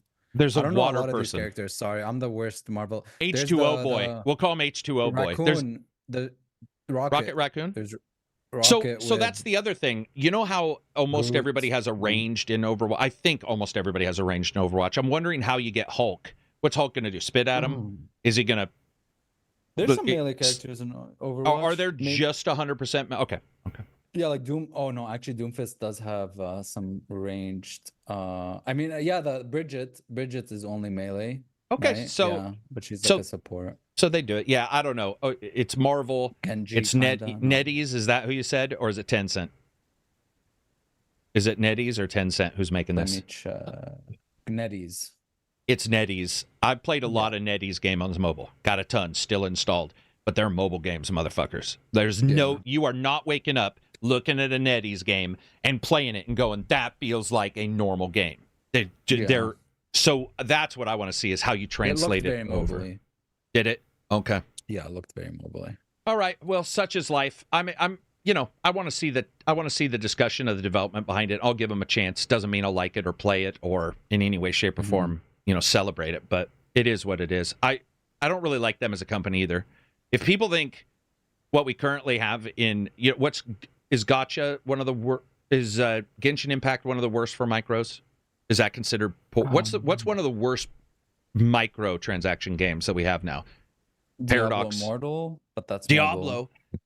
Paradox games. Yeah. Paradox. Or Railroad Simulator, whatever that one is, that had $13,000 worth of DLC. Oh my God, yeah. But I was going to say, if you think those are bad, NetEase is, man. Remember, like you'll try to do something, it'll be out, do you want to buy energy to do this? You're tired. You're tuckered out. Do you want to buy energy to take another action? You're like, shit. I hate that stuff. What else do we have? Asa, what are you doing special this week? Are you doing anything amazing on the channel? And when are your podcasts so people can know where to find you? So my podcasts are most of the time when yours aren't. So I do Tuesday and Thursday on podcasts for main ones. Sometimes I do a little one on a Wednesday as well. Community games on a Sunday, and hopefully some videos and reviews and things coming soon. So that's the Gaming Arcadia channel. If you subscribed to me before as Game on Asa, I renamed the channel. It confused a lot of people, as you'd expect when a YouTube channel suddenly changes the name and all the rest of it. But it is still me. I am still there. I've just got more people involved as well now. And did that help? Thank you, both again. Sorry. Oh, no. Continue. Thank us. Let us ego stroke us. Hang on 1 second. Continue. You both invited me around Christmas time and I came on here and it was really nice. I much appreciate it because, like I say, I look around the kind of content creator sphere and I get a sense of dread from most of it. And I watch your content regularly, and it's people that actually like games and like the things that I like about it. So you're kind of like a lifeline for my sanity. So I very much appreciate being invited to come on here and talk to you again. Everyone who's come through chat has been brilliant as well, so thank you for that. Yeah, I always love having you on, man. It's especially because you bring in some stuff that we have the same thing where, sometimes, like I'll bitch about a game in the review, but it's, sometimes here, and we'll certainly complain here. We complained a lot today, but a lot of times it's very cool to find somebody that's sort of open to talking about other stuff and discussing the things they like, even in the midst of like a game they don't like. I think it's really easy to dislike a part of a game, and then therefore it's like, I hate everything about this title or what have you. And that's one of the first things I noticed when I went on your guys' podcast. I was like, oh, I see. There's other people out there. It's just a little bit more difficult to find. Of a non-stealth enjoyer, because we yeah, okay, maybe not that. Come on, let's not go that far. It's not, I mean, he doesn't really, he can't, we won't be asking him back for the big stealth breakdown game. I'm just joking. We may actually. I do like that, though, when somebody hasn't played them and they're bounced off of a game, whatever that game may be. I actually do find those discussions even more interesting because they don't have any preconceived notions of old ones or what have you. They just don't like it as a whole. It's why sometimes I'll bring on somebody who likes just sports games. It sounds weird, but I love to hear why they like them. When I see NFL 2K 2099 and I'm all, dude, football hasn't changed. There's no landmines. It's the same thing. And then you talk to them and you find out why they like it or what they enjoy. It's always cool to get that. But yeah, I want to say check out his podcasts. Great guy, always fun to have him on, even if, he's completely wrong about the stealth genre as a whole. But whatever, we'll take that. I'm just joking. What about you, Absy? Are you doing anything crazy this week? Anything crazy? I'm just gonna play Dragon's Dogma, work, the usual. At work. There's something awesome about somebody who just straight up is like, yeah, I'm going to be at work, getting paid by somebody else, playing some Dragon's Dogma. Oh, no, I don't do that. Oh, I thought you were legitimately saying that. No. But I did launch up some Banishers here and there. Ooh, Banishers is another one I really enjoyed the story of. The gameplay's a little stodgy, right? Yeah. Moving him around is a little it's like the opposite Alan of Wakey. Dragon's Dogma. It is. Where it's like the story is the gameplay is. Yeah, sort of locked down.